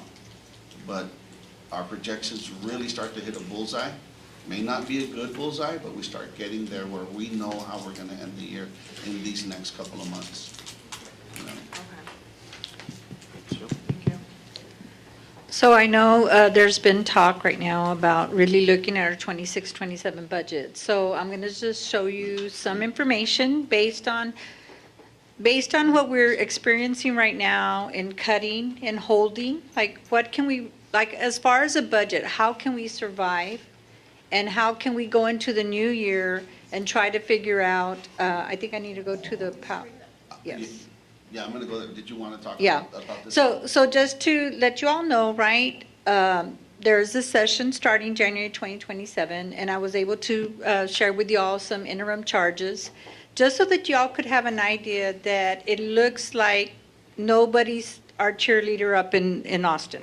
Like, there was nothing there about, let's look at, I mean, they're aware of people closing schools and these deficits, but they're more like in line with, I guess you can go up, Sam. I think there's an attachment there. Yes, ma'am. No, there's an Oh, you wanna attachment go there. to the Yeah. attachment after the item? Yeah, it's the Yes. next item on the agenda. It's Yes. item C. Yes, so I wanted you to kind of look at this interim charge where they're going to be looking at our shifting enrollments across the state. I guess they have been concerned about student enrollment patterns. And so they themselves are going to do their own studies, and I'm sure we'll get surveys to complete about how we're maintaining our campuses, how efficient we're using the tax dollars for these campuses. And so we just know what's coming. And again, you know, they're going to visit vouchers and see how successful it was, but we don't really see anything about, oh, we're going to give the schools more money. Like, you just don't see it anywhere. We're going to have to go up there and be our own cheerleaders, right? So we'll be ready for that, but I just wanted to tell you, you know, believe it or not, that's, you know, what, 8 months away? And it'll be fast. It'll be fast because it's only a 5-month period. So now I'm going to go to our information for Budget 27. Based on what Felipe has been showing you on a monthly basis, that's showing us, hey, we can survive without doing some of these things that we've been used to doing. We held on travel, you know, we kind of looked, we monitored overtime. But like Sam has said, and we've always said, you know, payroll's 87%. So go ahead, do I have control, Sam? Okay, I'm so sorry. Okay, so I went over the interim charges, but this is what we're seeing. So based on what Mr. Jimenez brought, this $23 million deficit, his is 13.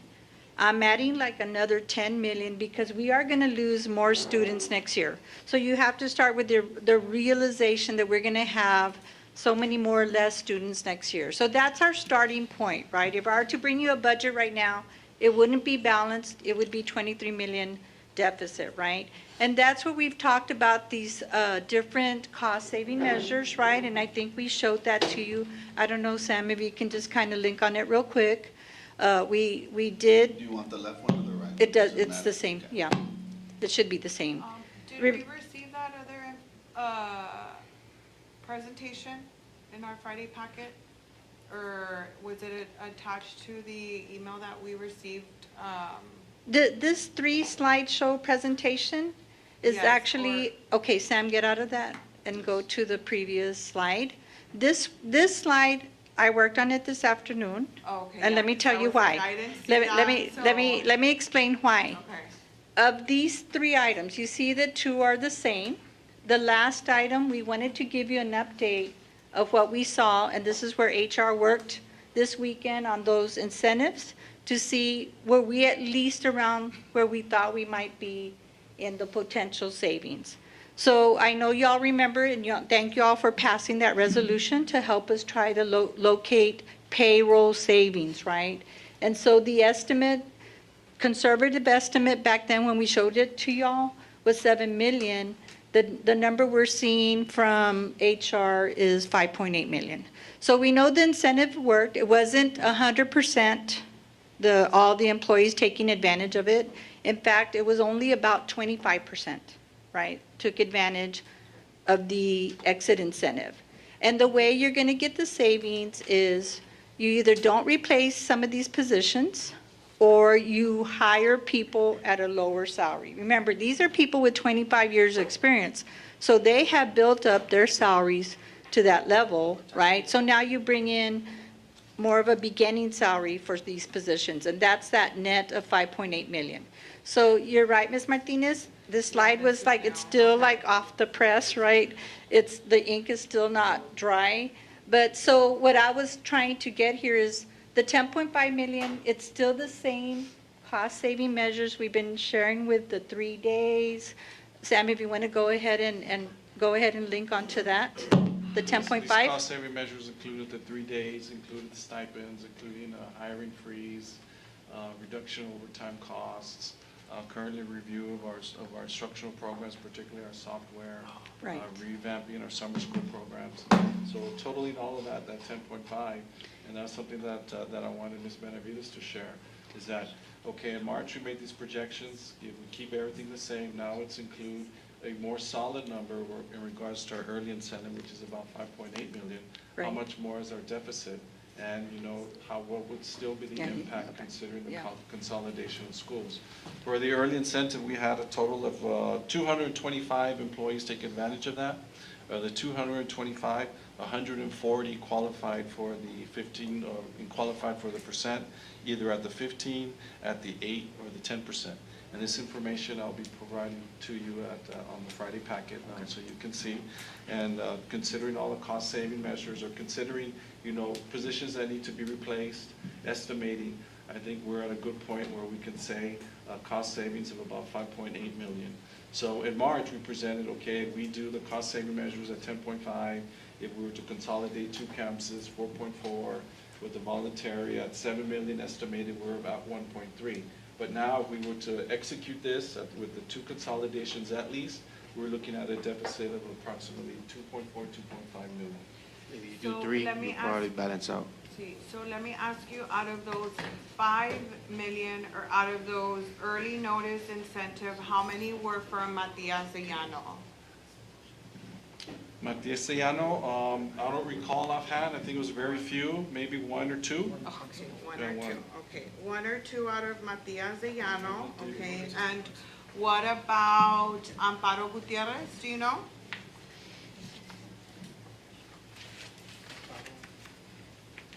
Hold on, I may have that. What was the question? The savings? I just want to know, out of those 5 million. Oh, retirement. Because if you go back to the presentation that we were presented with, Matias Llano had an approximate payroll saving of 1.9. Amparo was the same. But if now you're telling me you only have 2 employees from Matias returning, then that's not a true payroll savings. It is when you reassign those individuals, let's say the ones from the Llano, right? So there will be people leaving from other campuses, and we'll give the job opportunities. HR went and talked to that staff and said that they would be given the opportunity to choose, right, to prioritize which schools they wanted to go be reassigned to. So it's not that those people did not resign. Other people have resigned, right? The 5.8 million that came from other resignations. And now there's the opportunity for the Llano staff to be reassigned to those schools that probably are losing staff due to either retirement or resignations. So that money is still freed up? But Yes, so now you don't have 2 positions, now you still just have 1 position. one Yes. position, but, okay, so you see, this is why I've been asking for the information since Monday, that I want to know, like, the exact numbers and positions, because it's very important to know who's going to replace who, because, I mean, if you're, you know, it's been said, nobody is going to be let go, and I don't want to let go of anybody either, but if we're going to have that true savings, we need to make sure that out of, I guess, because again, assumption, 2 employees for Matias, that out of those 225, right, everybody that's housed at Matias is going to replace whoever retired. Like, I need to see that, because then if not, then what's gonna happen is, because we don't wanna let go of anybody, is that I'm assuming, right, and correct me if I'm wrong, is that because we don't wanna let anybody go,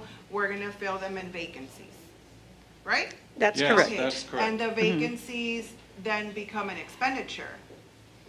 They're filling a current vacancy. We're not Are they filling? we're not Okay. hiring a new employee. Okay, so that information needs to be presented to us as well in black and white. I have that Because- information. That's what I understood when they Yeah, first yes, talked but about it. we need It's to see it reduction for to sure. attrition. We need to see it for sure.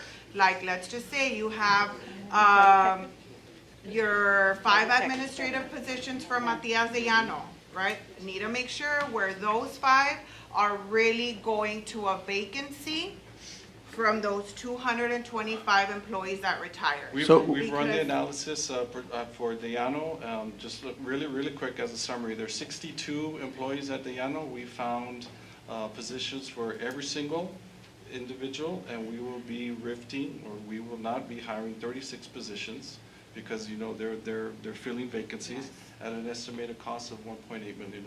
So you're gonna completely eliminate those positions from the budget? Correct. Okay, and these positions, are they within the boundary, or are they where they'd like to go? Are they with the pay that they're getting paid now? We were told they would keep the same pay, correct? Yeah, they will Oh, keep the yes, same yeah. pay, keep the same position, yes. Yeah. Yes. Okay, because I need to make sure that now, out of that, right, you said, 2 million, that would be our projected deficit, if only 2 campuses are consolidated, correct? If we do 3. Again, you these would are think projections. we're balanced out? If we do 3, would kind of cover. Yes. Okay. Every Just- school approximately 2 million. Okay. Just to keep that in mind, you know. we do Right. 3. So you That's have correct. your I mean, we're getting from bottom- 23 million negative, right? Again, that's a projection based on what Felipe has been telling us, what's going on in 2026. That's our starting point, and now we try to say, okay, how can we reduce that 23 million? And again, these were the three options that we were looking at, three savings measures, and to bring that 23 million down to 2.5, I mean, And to be clear, how we're gonna end up getting to that 23 million is by rolling over that $12 million a month of payroll, correct? it has to do with not having that revenue right now And so for by the kids that didn't show up right now, not by having that implementing revenue. this and let's just say we go ahead and move forward with the temporary consolidation of these campuses, right? And it's not so much the campuses, it's the budget that you're saving will take us down to a $2 million deficit, correct? At this point, yes. Okay. Based on the projection we're starting off with, right? And that projection's based on how many campuses, to be clear? 2. 2. This one, 2. Okay. 2 campuses. And this is something that we know. It's something that the board has been talking about, I know administration. And I think somebody mentioned, you know, to see what are the right schools, if any, if we take action. And that's something we have to decide look next week. into. Yeah. And I know I did ask our legal counsel as well about, because somebody did mention underutilization, right? To make sure that our campuses are being utilized to its maximum. So could you also, because it doesn't matter what 2 schools, right? But if I'm going based on the data, 10-year projection, Matias de Llano is above Clark Elementary. And I know Clark Elementary was just rebuilt, but there is nothing in there's no legal stipulation that it can't be consolidated, correct? That's correct, yes, ma'am. Okay, so it's a 10-year projection of 293 at one point. And even if the Amparo Gutierrez kids are moved to Clark, that school will still be completely underutilized. So if the goal is to make sure that our campuses are running and are being efficient, I'd like to also see what a potential savings for Clark Elementary would be. Because if we need to close 2 schools, I think that also needs to be looked at, knowing now that there's no legal stipulation because it was recently built. And I think also, correct me if I'm wrong, from what I saw, is that if we were to sell that property, we could get a payment back and pay it to the debt of the bond, correct? Correct, because it was paid for with bond proceeds, you'd have to pay back the debt used to construct it, and if there was any surplus, you could keep it. So we'd be making money and we'd be eliminating debt, so that would be a solution that we could look to, right? Well, what I thought, because I spoke with Mr. Valls as well, is that what I understood, because it was built with bond money, that you had to have been at a point where you kind of paid off the building before you could consider selling it. Okay, so. So can because it's so Can new- you clarify that, How far are we Mr. from- Balls? Or because from the email that we We received just issued today. the debt, like, the Or debt we is brand new. received today, or I Yeah. don't know what day it So was, I'm 20 already. years. But we can sell the property. Mr. Balls, I don't know if you can elaborate. Oh, well, We asked, you our asked your co-bond bond counsel. correct. Yes. We And asked the Winston bond PC. counsel said that we could move forward with, It's not, there's no, it's not illegal to sell it. You would just have to make sure that you paid off the debt. The deed for is that clear. Like we just get the Okay. proceeds and pay off the debt. so can you also present that to us, how that would look?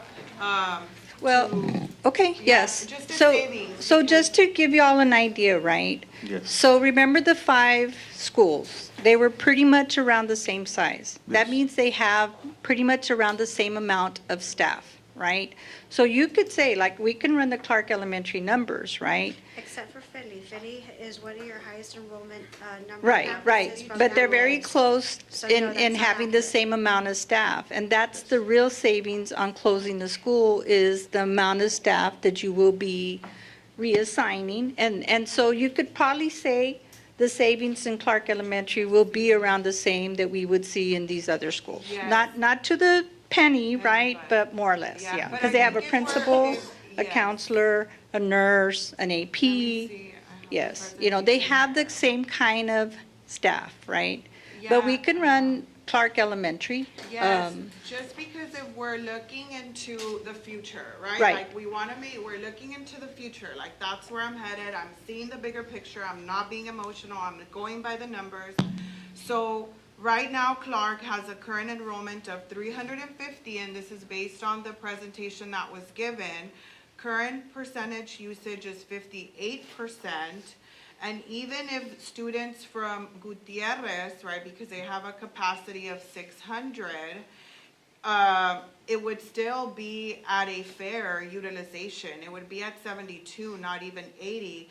Whereas if you were, that's why I want to see that. If we were to consolidate Clark, move the kids from Clark to Gutierrez, I want to see what that would look like too, okay? So- Because now we know that it can be done legally. Right, and the Okay. reason when we look at Gutierrez, because it is 2 floors, right? Your hands are tied on the grade level you can put upstairs.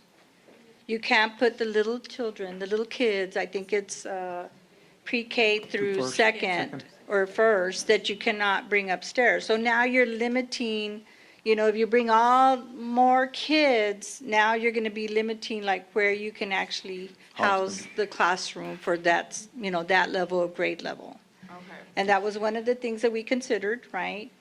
Well, then also then consolidating Clark and moving the kids to Newman, because Newman has a higher percentage capacity of 908, and if we base ourselves again on that 10-year projection, Clark is the school that has the lowest enrollment in 10 years, 293. So that's very, very telling. So I think we really need to reevaluate that in respect to that. And also, I mean, Matias de Llano as well, like Finley, there is a lot of growth there. And I know that there might not be a lot of permits, but we also need to look into the housing vouchers, because there is a lot of properties there that are up for rent that are Section 8. So we also need to look into that. But if we are gonna close 2 schools, we need to look at how everything would play out to make sure that we make the correct decision that we need to make. Well, with that Well sentiment, said. I know we're talking about elementaries, and that we've only been talking about elementaries as a only solution. But then you look at your demographer study, and your demographer study shows that we're gonna have a decrease at the 6th grade level. And you had some public comments today saying, hey, right now you're discussing your elementaries, but next year, the next coming years, you know, the next 10 years, you're seeing enrollment decrease at the 6th grade level. So one idea that it really perked my interest because of how well thought out it was, that came out of our advisory committee, let me tell you, these guys came together and they started doing homework and they started making calls and they invested a lot of time and energy away from their jobs and their families after hours, over the week, after hours and stuff. And, you know, one of the thoughts that came out of that one meeting and all the homework and phone calls they did after that was, if you're gonna see that at the 6th grade level, and that's gonna be impacting your middle schools, and you have all this capacity at your elementaries, and we know our 6th graders are still within that maturity where, you know, they're still at the elementary maturity, not fully at the 8th grade level maturity. Why don't you fill in your elementaries and bring your 6th graders back into the elementary campuses? And then you have two things here at this district that it's unheard of from what our board president said, that he did research throughout all of Texas. We've got campuses that are luxuries. What does that mean? Luxuries. 9th grade campuses and 6th grade campuses. Our neighboring district does not have that, and other school districts throughout Texas do not have that. I see how it serves a purpose when it comes to testing and everything, to have your 9th graders separated. And when it is possible, and it is great, then great, but right now, if it's a possibility to move your 6th graders into your elementaries, and then bring your 9th graders, and that maturity level between 7, 8, and 9 is right there, right in that middle area, you know, because the 9th graders, you don't have them at the main campus because of the same reason, right? And you have your 7th, 8th, and 9th now at the middle school level, and now you don't have any middle schools that we're gonna have to review all these conversations all over again next year and within the next 10 years, and that's forecasting into the future. And now you have 4 9th grade campuses that freed up, and if you're talking about the elementaries, you're looking at 2-point-something million, okay, that's 4 campuses. Now, how many 6th grade campuses do we have? One, which is United Middle. You free up 4 at the 9th grade level. You free up 1 at United Middle, and now we've been talking about how expensive it is, right, Mr. Garza, and how much diesel is going to continue to go up, and busing all our kids from all Webb County to Rio Bravo to Step Academy. Now you bring Step Academy to this right here, centralize it right here. And now it's around the corner from transportation, it's around the corner from the main office. They are really thinking out of the box to help this district, not just right now, but into the future, into years to come, regardless of what happens in the next presidential race, regardless of what happens with the next legislature. And that is now utilizing our core elementary, middle school, and high schools at full capacity. And you're freeing up 5 campuses. Yeah. And those 5 campuses, what do you do with them? It is much more difficult to purchase a school and build a school than it is to purchase a property with a little building on it, or a building on it. That you can always do when the community's ready to ramp up again. However, in the interim, you use these 4 campuses. Again, I'm not taking credit for it. All of this came from that committee. You use those 4 campuses, and like we've been talking about, administrative facilities. We've got the portables, but if you have the buildings and you don't have to retro them and restrooms and all that, it's right there. It's a quick fix. You bring in all your administrative facilities, personnel into these 4 campuses, your 9th grade campuses, and you sell all those administrative facilities. Yes, 4 middle Yeah, schools. and I think, Give me one you second, know, hold on. Before I forget, you also have, and this was an example that was brought forward by a businessman and that entire committee working together and looking at other school districts and how they operate as well. And if I say something out of context, Mr. Garza, I would like for you to correct me. But San Antonio East ISD operates about 1,000 buses out of one compound. We got 3 compounds. At one point, it was a necessity because the south, there wasn't that many roads to get to all those campuses, to get to all these neighborhoods. Now, what the South is, or used to be, is now Central Laredo. To be honest, and you have all these paths, all these neighborhoods to pick up kids.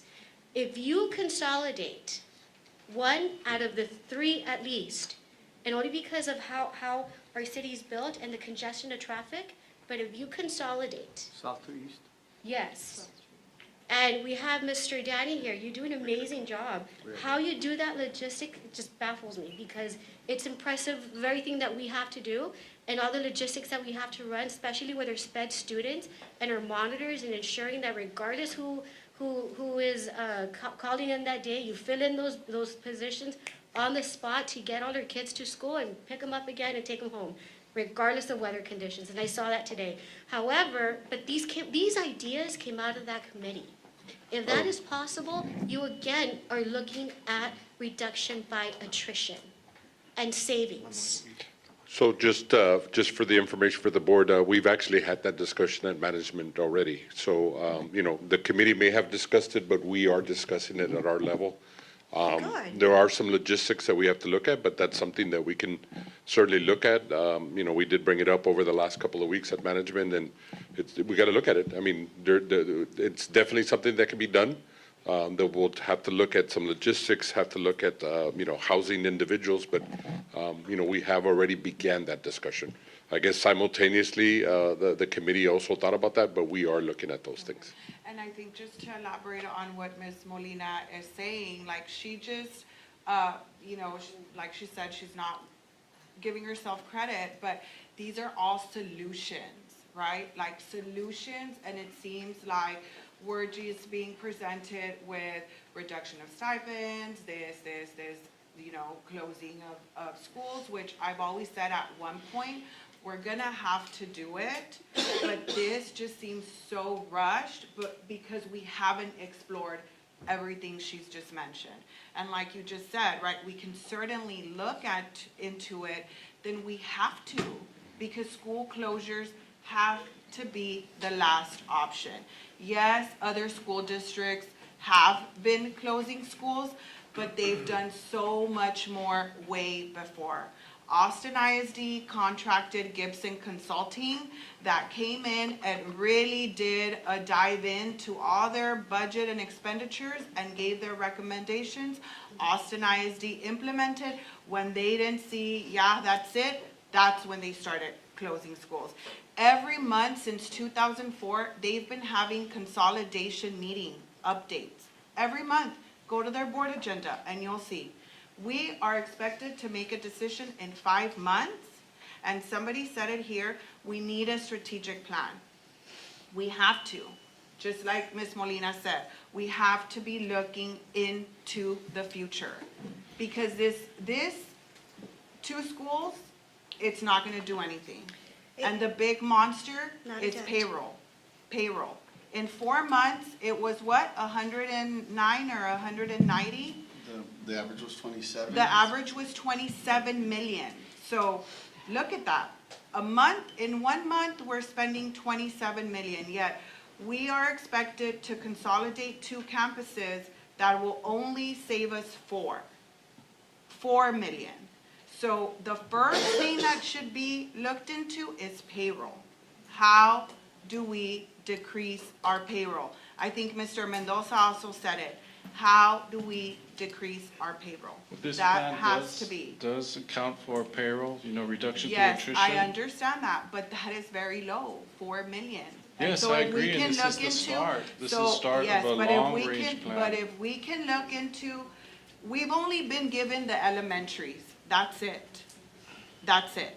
And I think Mr. Barron said here too, if, you want to close, pick whatever schools you want to close. But we have to look into that. You all have not presented that to us. You have only presented to us these 5 and that's it.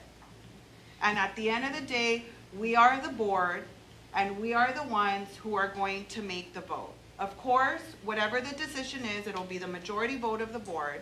But we continue to ask administration month to month, give us more. Schools should be last. and we haven't seen how a consolidation of the freshman campuses would be. I've had this conversation with you. I understand right now United South and Alexander are the older model of high school, so yes, we might run into a predicament of capacity, but show us, at least show us how United 9th and LBJ 9th would look like. And then we can make an informed decision as to what schools we need to close. If you're saying we need to close schools this year, then we have to see everything. And it seems like from the very beginning, it's just been those 5. Well, that's because there's a decline in enrollment Yes. at elementary. That Yes, is not I true, understand, not for Finley. But sir, you That's have to not a look at strategic plan. 10-year projection. This is not now. It's not. And I understand that maybe right now, yes, enrollment is declining, but we have to look at the bigger picture. Yes, I agree. This is a start of that picture. Yes, sir, but we need to start where it's going to save us the most money. That's where we have Savings to is in start. payroll, and this chips Exactly. away So at the if we payroll. can look at how consolidating the freshman campuses would look like to see if maybe we can incur a bit more savings in payroll, because I'm assuming that our freshman campuses have more staff than our elementaries, right? Yes, they do. Exactly, They have so more there students. you go. So we need to see that. Now, I know LISD as well, and I know because I got this call from one of the principals, our teachers do not want to go back to floating, and I completely understand that. But as Ms. Molina said, we are not at a time of luxury. So if we can look into that and see how that would look like before we even make a decision, we have to analyze everything. Because yes, children are resilient, yes, but not every child has the same living situation. So yes, one child might adapt 100% completely and make new friends, but another child might not. And we have to be looking at the whole picture, because we just saw that we are negative 2.99 in our ADA. Can you imagine what closing a school would do to those kids that are already not attending the campuses now due to anxiety, bullying, maybe divorced parents? Can you imagine how that would look like to disrupt? And it's not that I'm being emotional, it's that I'm looking at all the social determinants that affect a child. So again, we are the board, and we are asking that you please come back and bring us more alternatives as to what campuses can be consolidated. Because if you are so struck on, we have to close schools because everybody else is doing it, then yes, I'm ready to make the hard decision, but I'm ready to make a thoughtful, informed decision, not a rushed one. Okay? Thank you. Okay. So I'm going to respectfully request that this idea that our committee came up with, a very well thought out plan with the figures and whatnot, if you can thoroughly look into that, and I know you already have all the data, it's just a matter of tying up the numbers together. If you can present at the next meeting what that option would look like. So you asked us to look, and I just want to make sure I understand the That would be moving direction. our sixth graders, which we know To are the elementary. declining enrollment for the next 10 years. Again, this is forecasting into the future as well. Moving them back into the elementaries where we have a very large amount of Space? not all campuses, but Like, you have because- most campuses yeah. that you can fit sixth graders at, okay? Because I'm going to tell you, right, and Mr. Aguilar, you're familiar with the area. Yes. LBJ elementaries are packed. You've seen, like, they are packed, Yes, right? they're So 700 it may average. not work there, right? Like Centeno, I mean, Prada. That is, all of them, all of Aren't, them. like, they're packed, right? Produce Could the it numbers work? without portables. Produce the numbers with capacity, we have all that. You just need to tie in the dollar amounts. That's all I'm asking you to do. Show us the option of the sixth graders coming back to the elementaries appropriately to what elementaries are supposed to go to. Right. You know On those boundaries. numbers. Mhm. Bringing your ninth graders into your middle schools that now you have ninth, seventh, you have 7th, 8th, and 9th into your middle schools. And that should fill the gaps of the projected low enrollment that we're projected to see with 6th grades. So that's what I'm asking you to do. But again, the 9th graders that you're moving back into the middle schools, look at the ones that have the space and that logistically makes sense. And Mr. Garza, is there any way that you can produce some numbers as well for that the consolidation of that compound? Careful. So we got 3. We're gonna have to work with facilities. You know, there's gonna have to be some concrete that we're gonna have to lay down. There's gonna have to be some movement of portables. So it's a little bit more intense than just moving people over there, right? They fuel on all 3. Yes, sir. Yes, sir. We have now plenty. 2 sites, right? As far as that's concerned, I'm not worried about it. Believe that. It's, the city will not allow us to park buses on non-paved. Right. You have to have it, and not that, because it's 10 acres. Requirement too, Yeah. right? Yes, it's not, it's on 10 acres, and not all 10 acres are paved. So we would, in order to add those additional buses, we'd have to have paved concrete. So all that requires time, effort, money, and all that other good stuff, You so. think there'll be a savings if we would close one? Well, you end up consolidating services and all those factors, right? And again, by Purchasing attrition, Fuel, you know, the pattern that you're purchasing fuel, of your weighted average and the amount of consumption that you have within your tanks, that's still a savings on a monthly basis. yeah, I mean, if we add more tanks, obviously, we'd have And more that's one of our capacity, highest but operating we'd have, expenses as well. we'd have more rotation of fuel going Yes. in that situation. And But I think what we'd the have to study it. trustees, thank you. I Yes, think sir. the trustees are saying, you know, just put everything there, put all the information, let's see it so we can make a right decision based on the elementaries, on the middle schools, on facilities. I know CNI, Ms. Les is here. You know, I don't think CNI should be moved nowhere until we have a actual, you know, buyer. So I don't think nobody should be moving anywhere. They should. So the CNI building is currently under appraisal. We are Yes. getting into the appraise for that. Yeah. But I guess for clarification, yes, we can certainly run an analysis, do a study. So you're considering a junior high made up of 7th, 8th, and 9th graders? Yes. At our current 9th grade campuses, correct? 7th, 8th, and 9th. Yeah, but at the freshman campuses, At the that's what you meant, Oh, right? no, at the middle schools. We're gonna At the keep middle our core elementaries, middle schools, and high schools. You free up your 4 freshman campuses. And I agree, we shouldn't be moving staff, you're moving all the operations. But if we have if we have the possibility to see this option flourish, and we can actually move all our staff to these brand-new facilities, then it's a win-win. And now you have open properties and assets that you can put back into your fund balance. Because that's really where we should be putting in our money, in our fund balance. You know what, in that one, so we would use the original, our middle schools to bring in the freshmen back to the middle schools and replace them with the 6th graders, correct? We're moving the 6th grader back to the You're moving elementaries. your 6th graders back to the elementaries And then- to fill in all those gaps of the campuses that have low enrollment. And then at your middle school levels, your 3 grades are gonna be 6th, 7th, 8th. 9th, 8th, and and 7th. 7th. With the maturity level between those, my understanding would work out even better. Yeah. And what's gonna happen is you're gonna experience less disciplinary issues. You know, you're not gonna have, well, we can discuss that later, but Yeah. it's just a well-thought-out option from our committee. We'll certainly do that study. We're going to have to look at accountability. Yes. Particularly when it comes to our high schools, because right now, majority of our tests happen at the freshman level.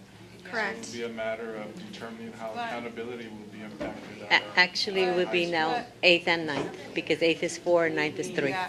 But Yeah, I so mean, you 8th and could 9th, and so your core testing areas are already Are still all there. consolidated in one building. So Yeah. it makes even better sense for testing. And I know, like, for example, at Elias Herrera, they're just completely separated. Like, you have your 6th, you have your 7th, and Everyone has a wing. everybody's away from each other. So again, because we're thinking about solutions, right? How we can, again, 10-year forecast, how we can better sustain, right? Sustain our district and impact our fund balance in a positive way. If we can look at how that would look, but we also need to look into the transportation logistics and the special education as well to see if that could be maintain. Well, the reality when it comes to SPED, it's even better because our 8th graders go straight to the main campus because our freshman campuses don't have units. And so you're allowing them to mature a little bit more at their middle school campus. So if we can please have that before, I mean, we're expected to make a vote on the 22nd.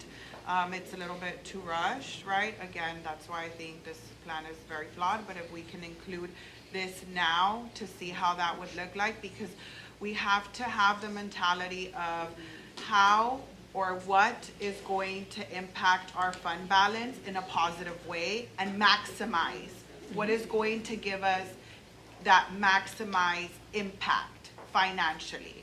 That's what we need to be looking at, so.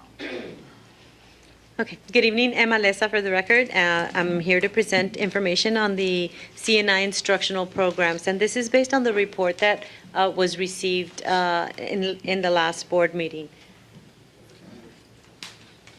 So I'm going to start off on the presentation, and you have a booklet of everything that I'm covering today. The report that was reviewed in last board meeting, it was through, I can do it. Okay, sorry. Thank you. It was produced through a new software that we have. And it's important to note that this report only provided information on student use. However, our programs have multi-uses throughout the district, right? It also is important to note that this report only works with 4 time intervals, which is either the last 7 days, the last 30 days, the last 3 months, or the last 6 months. And they use certain metrics. They identify unique users, the engagements that they have, how many times that they have accessed to program, the device that's used, and then the average active window. So something important to understand as well. So if I'm sitting in front of my computer program and I'm doing a math problem and I'm stopping to do the work here, then it's not counting me as an active user because of the idle time. So that's another thing to look at. Now this program, it's Digital Insight. This is the first year that we have used it. So we also have a lot to learn about the program and a lot about the different reports that it can handle. I did provide a link there. It's a 1-minute video on Digital Insight. So this is, again, the report that was presented. It also only reflects student use. So in order to be able to give you a more comprehensive information as to how we use the programs and what benefits they have for our students, our teachers, our campus administrators, and our district personnel, I came up with a form, and then you have that one, and I have some copies available as well. So I'm going to go over the form. But I'm going to go over the bottom part first, because in education we love our acronyms, and I want to make sure that you understand everything that we're checking off on this form. So when you see SF, that means it's student-facing, or the student uses the program. TF is for the teacher, CA for the campus administration to monitor progress. District administration is DA, and we use it for multiple purposes, either our testing, our scope and sequence.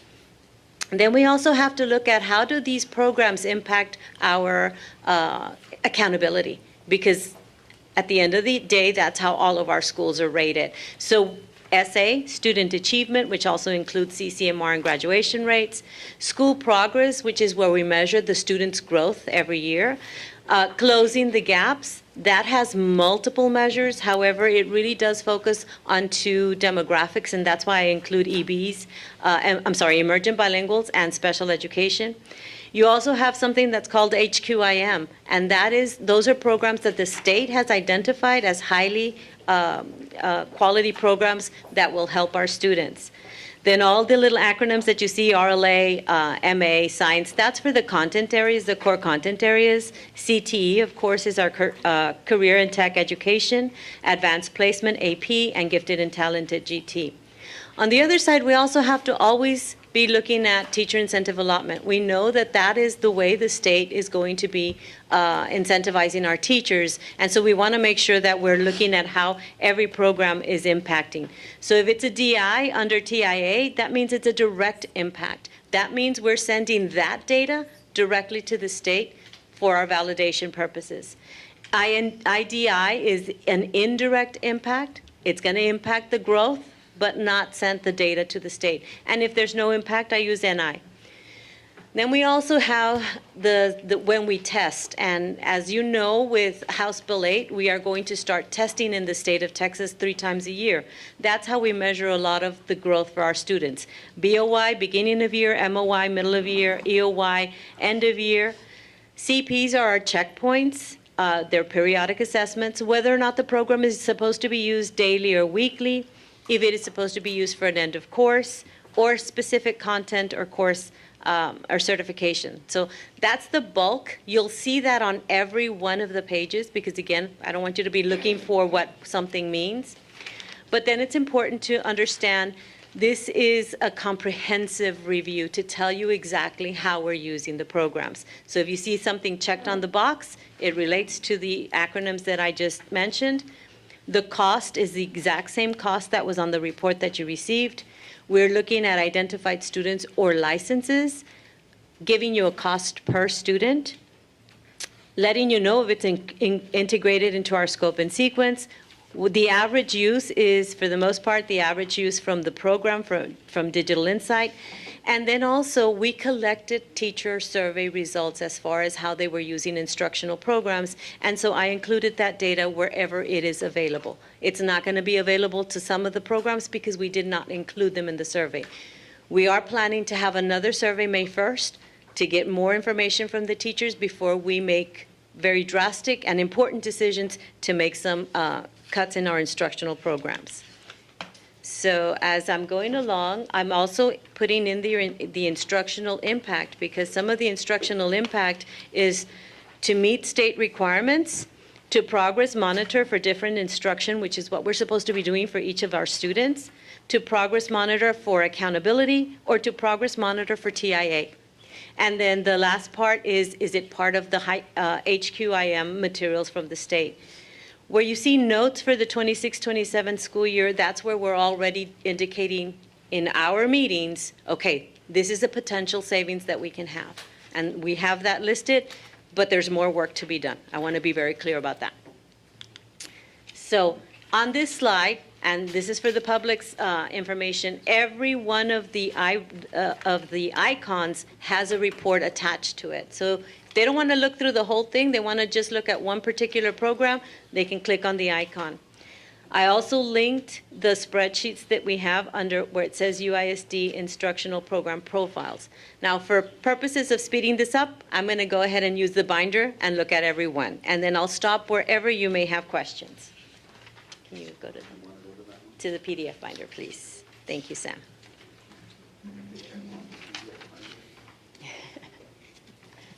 We practiced all of this, but yes. No, it's not ready yet. I think it's the...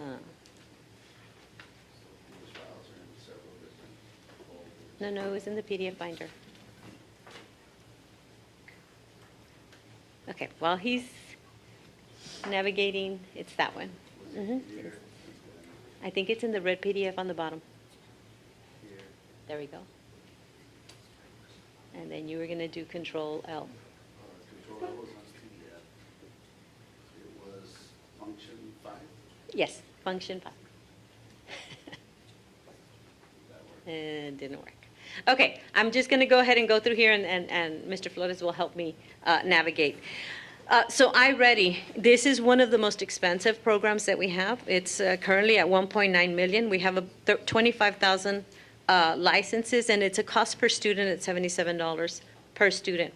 And although the Digital Insight program accurately measured the student use at 93.27%, when we did our teacher survey, we noticed that at the middle school, it was not being used as intently. So what we're going to do... That's what we've been telling you for a couple years now. Well, yes, ma'am, but we needed to... This is not even data-driven. This is coming straight from the teachers. Well, but this was the second year for middle school, ma'am. It was not implemented in middle school before. So what we're looking at is making sure that we're providing the students that personalized instruction so that they can meet that yearly growth, because that is the goal. So what we're going to do is we're going to just identify the students that are 3 years below in the middle school. We're going to keep the licenses for those students so that it is our obligation to ensure that we give them the resources so that they can Are grow. we doing evaluations at the sixth grade level based on this software? This is part of the evaluation. And then the results that we get from the students, that's how I'm getting the students that are 3 years or more behind. But it doesn't stop there. I need to also look at STAR data and make sure that I have a complete picture for the students. And The then other thing, from the sixth grade level is aligned to the STAR testing? this is not for STAR testing, ma'am. This is for personal growth, personalized instruction for the students so that they can reach that potential for STAR testing. But this is for students who did not get that personalized instruction for whatever reason, and we're making sure that we're closing the gaps. This is like a tool. This is a tool. This is a tool, a program for the students, and it tests them at the beginning of the year. Middle And it devises a plan for the student, and then the student continues. So the other thing that they didn't have time in their daily schedule. So what we're doing with middle school is that we're devising a certain subject, a certain period, for them to use the program. Only the identified students. So we're, again, meeting the instructional needs of those students that have that particular need for reading or math. Okay, well, I'll say something to that because I have an 8th grader and he's currently taking a course. It's not the marketing, the career. Yes, the and CT they course. are, which is helpful, right, for them. But they have to complete, I believe it's 50 minutes or 45 minutes a week in math. And it's counted as a test grade. Okay, that's fine, the teacher wants to do that, that's fine. But now with this recent development that iReady is being sued, right?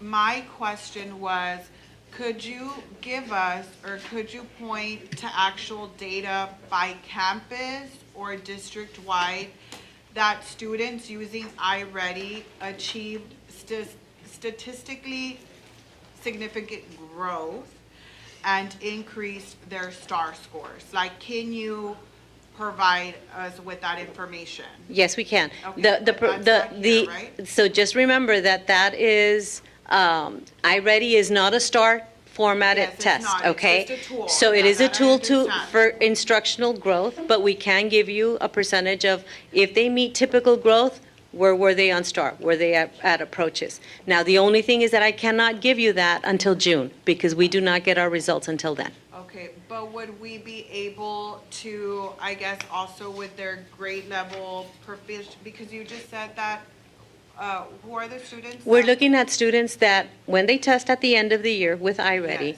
are still coming in at 3 or more grade levels below their grade level But this is our second year using iReady? at the middle school. At the middle school, okay, so could we use the data from last year to help us? I could use the data from last year, but in order to make an economic impact, I want to use the data from this year so that I can make sure that we are reducing the number of licenses based on the needs of the students. So looking at trend data, I did look at, we probably reduced 6,700 licenses. That's trend data from last year.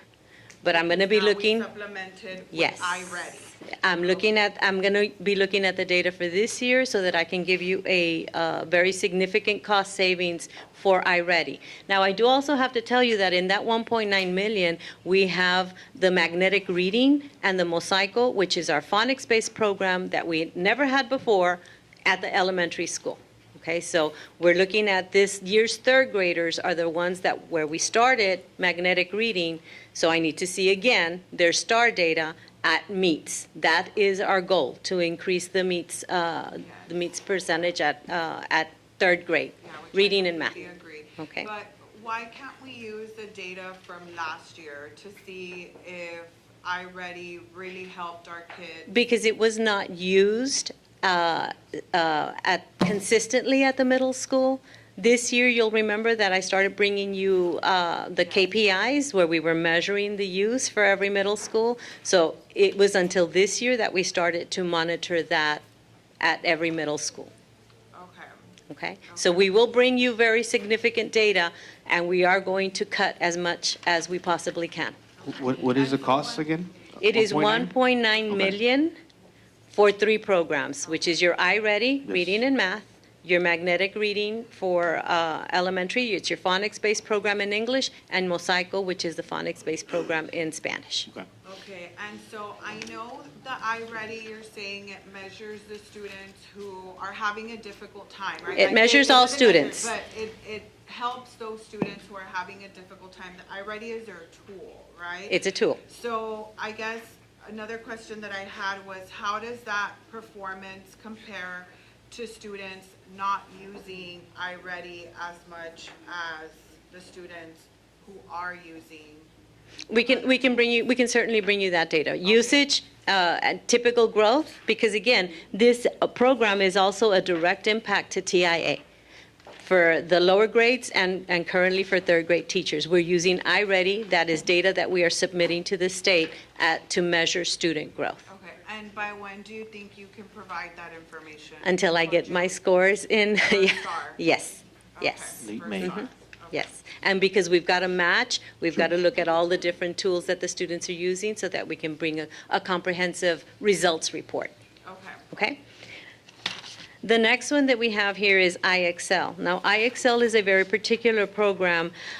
It is the state-approved program for any student who does not meet STAR at approaches. So for reading, math, science, and social studies, there is a administrative code that says that as a school district, we must provide 15 to 30 hours, depending on the number of assessments that they did not meet, for students. Now, if we do not use this program that is approved by the state, then every teacher has to collect a waiver where they can have groups of 4 students to 1 teacher in a certain amount of time during the day, and then the teacher has to ensure that they're collecting the amount of time that they're with this group of students to make sure that it meets the 30 or the 15 hours.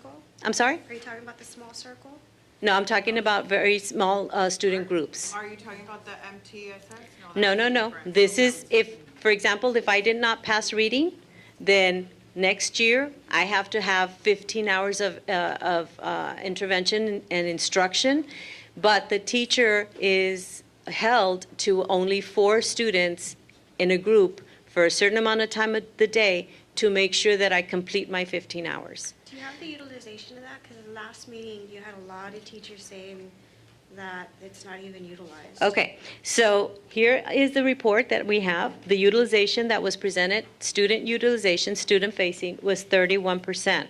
We have 30,000 licenses. We did not have 30,000 failures. However, when coordinators met with teachers, did scope and sequence, they were very adamant about keeping IXL. So we're going to keep IXL, but at a much reduced number of licenses. We have to make sure that we are meeting state criteria. So 806 elementary teachers, and it's there, which represents 93%, said that 78% said that they use it daily or weekly. This is teacher-facing, not student-facing. They use it for their instruction. So again, May 1st, we have a PLC date. We're going to have another survey. We're going to make sure that everybody completes the survey because that's another stipulation that we need to have. At the middle school, we had 80% of the teachers, 76% said that they used it. However, the student-facing report, as you could see, is 31%. So this is more of a tool for the teachers than it is the students. So For both. It is for both. Are actually accurate.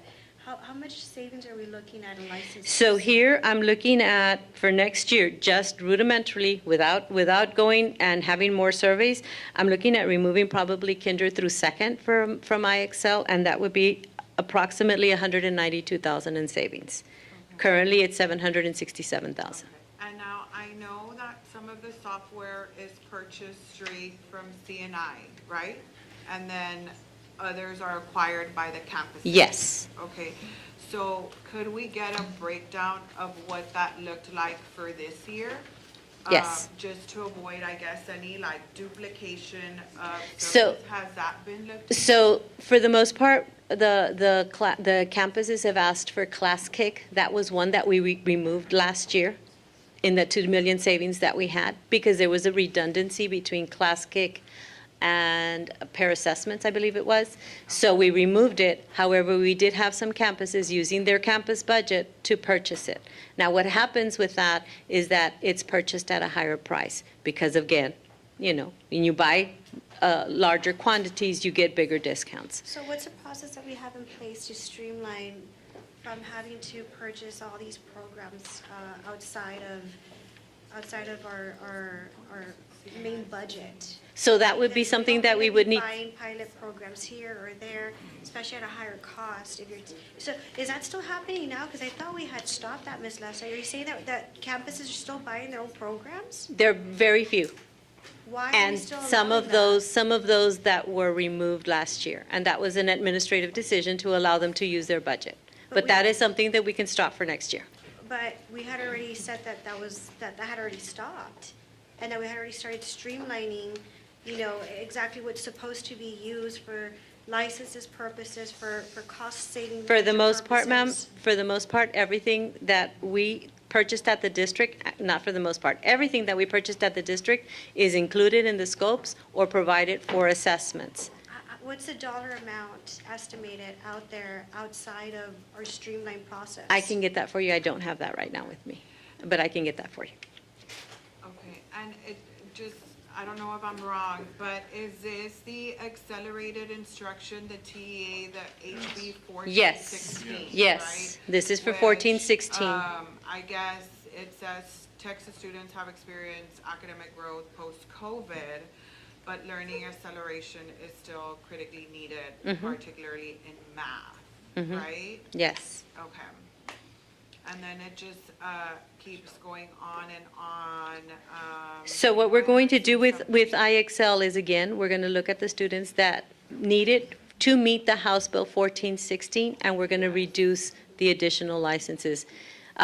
I do have to tell you that it's not only for those students that have not met. It is also as a prep for the students, because it is star formatted, it is with all of the accessibility features, it is giving the students the opportunity to practice what they're going to be faced with in April. Because as of now, we know that it's only one day that they get to test, and that determines all the accountability for every one of the campuses in the district.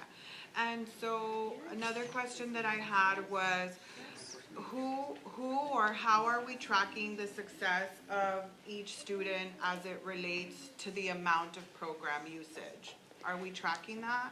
We do not have a tracking system yet, but I did meet with Mr. Hector Perez, and we're going to get the programmers that are under his department to create that. So we've got our own profiles at CNI, and we track results, but we do not yet have a student profile that tells me, okay, you used IXL, you used iReady, this is how much you used it, and this was the results for your assessment. That we still need to create. There is no program out there.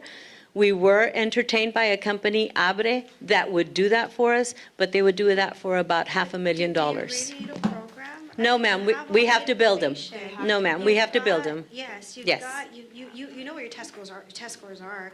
You know what the overall grade point average is for every campus.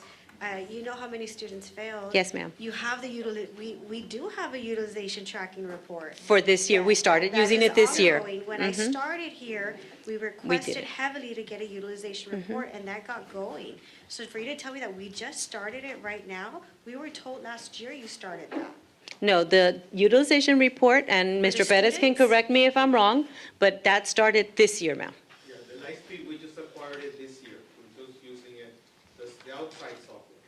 We will create something as requested by Ms. Lessa to be more customized. Okay.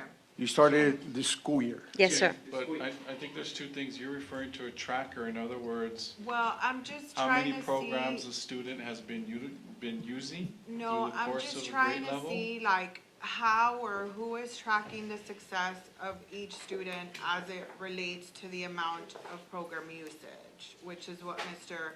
Hector Perez said that they're Mhm. gonna start implementing, right? Because I think we have to really see that. The return on investment, ma'am. The return on investment. Yes, ma'am. That's where, because again, we know our enrollment is not coming in. We know the state's not funding us the way it used to be. Like, these are all realities.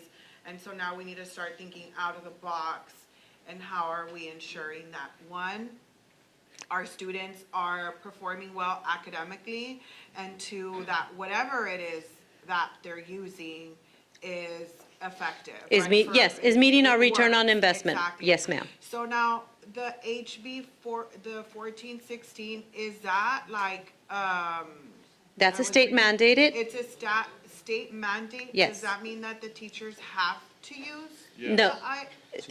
Well, it's part of the acceleration for Yes. our testers who did not achieve. Yes, it's like the summer school per Yeah. se, right? Like if they, right? Or is that? So the state mandate means that we have to give them a certain number of hours depending on the assessment that they made.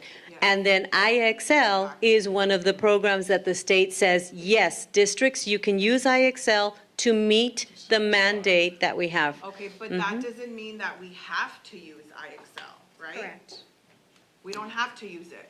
We don't have to use that, but if we did not, that means we would have to provide a certain amount of hours per student at a ratio of 4 to 1, and then the teachers would have to document everything, make sure that they meet the hours, and then upload all of the information. So what we're trying to do with this is return instructional time to our teachers, because if not, we're going to take them, they're going to have to take all of their planning to do all of these things. It's still a mandate, so we must meet it. Yes. So our job is to make sure that we protect instructional time, that we return it, and that we look at and discern the programs that we have to be able to make the best decisions for our students and our teachers. And the teachers. Yes, So ma'am. now let me ask you another question. Mhm. So is there, I guess, any other software that we may already have that can supplement the No. IXL? The IXL is the only one that is state, there's only 4 in the state. So IXL is one of them, and the reason that we stayed with IXL, ma'am, is because our teachers were already used to using it. So we don't have to bring in additional professional development, which is more of a cost. We don't have to go through trainings because they were already using it. So we incorporated it into our scopes so that we can meet the mandate and again, give the students the opportunity to practice what the state is going to expect of them at the end of the year. Okay, and so then just, just for the record, right, to not, Mhm. to have a clear explanation, we don't have any other software, like there's not a redundancy in this, yes. We no, have right? worked to remove that as much as possible. It is almost impossible to remove all redundancies because every software will put in, they'll put in designated supports, they'll put in something for reading, they'll put in something for, so that is very, very difficult to do, and that's why part of the reason that I asked Mr. Perez that I need that database so that we can discern this better and make sure that we are removing as much redundancy as we can. We've already streamlined the scope and sequences, we've already removed programs. Now we're going to make sure that we're only purchasing the licenses that we truly need. Okay? So Sirius, the next one that I have here is Sirius, and this is one of the programs that we use heavily to create all of our benchmarks, all of our checkpoints. Our teachers use them also for the creation of assessments. But it's also a digital workbook. So that's another thing that executive directors are helping me discern whether or not we need to keep the digital workbook or we only keep the assessment. So with TIA, that has also been a very determining factor as to how we are choosing programs. Because again, we want our teachers to meet TIA, we want our teachers to get that additional funding, but we've got to make sure we pass validation, and that's critical. Okay, so Sirius is one that we're looking at. We're looking at do we keep the workbooks or do we just keep the assessments? And I'll be able to bring that to you as soon as I have that survey with teachers and meet with principals. Okay, yeah, because if that's where I was going to next. Like if we are using all of this, then we shouldn't be using a lot of workbooks. But from what I'm getting from the teachers is that I mean, they really don't like all of this, especially for math, right? Like for math, it's always better to, I can tell you, because again, I have an 8th grader, middle schooler, they're very hard. He gets on that iExcel and him and his friends, because I've seen it when they're together, they're going on the artificial intelligence and just getting the answer and inputting, and is that really helping our students? It's not, right? So that's why I was asking, like, do we have something that can really measure like that student growth to see if we can have our So we can only measure student growth through the assessment results that we get, ma'am, and it just depends on how that student is taking the assessment at that point in time. So again, it depends on. When it comes to student growth, I think we are seeing it. We are seeing a return on investment. I mean, you look at particularly all our middle schools, elementary schools, either an A or B, and then we're seeing a return on investment in the number of designated teachers in TIA. TIA is strictly on student growth. Yes. So we have all these softwares in place which are aligned to our scopes, and we allow the freedom of our teachers to select. And I think we are seeing the fruits of their labor with all of the instructional protocols that we have in place. So, that is a return. But I do agree, we should do better, and we should, reduce some of the redundancy and utilize the programs more efficiently. And when it comes to utilization of licenses, there's a certain grade that's not using it, let's certainly tailor that and begin to negotiate the contract, which has happening now, and it happened last year. Last year, I think we saved almost close to 2 million. 2 million. This year, it's going to be probably more than 2 million. Yes. For the mere fact that we now have this light speed, and it's very telling as to who's using it and how it is being used. Many of these programs are utilized whole group, where the teacher is doing the demonstration, through either indirect or direct instruction. And then, you have the self-instruction that's happening at the student level, either in class or maybe perhaps for homework as well. Okay, so Teach Town is the next one that I have here. Teach Town is for our special ed units. That is something that we are sunsetting, and we are going into Everway, and that one's going to give us about a $240,000 savings. Renaissance Nearpod. This is an LMS that our teachers use to house all of their lessons. We are noticing much more usage in the elementary, so again, we're going to survey our middle school and high school and more than likely remove it from those grade levels. That would be about a savings of $200,000. The accelerated reader, I do have to make a notation here. The average use for the digital light speed did record a 54.98. However, there was an error. In the spring semester, I think the amount recorded was a 9.95 when it was actually 95.95. And as you know, through your children in elementary, AR is very big in elementary. Focus is the fluency, the reading, so that one we're definitely keeping at the elementary level. When we go to Summit K-12, which is the next program, this one is specifically for our English learners. We did reduce the licenses at the beginning of the year, and quickly our principals started telling us, no, we need it, especially because there were changes in how the TELPAS assessment was going to be calculated this year. So we came back and we did put those licenses in place. This one will be something that we'll probably add to our KPIs next year to make sure that we are monitoring the utilization every 6 weeks, specifically for our English learners.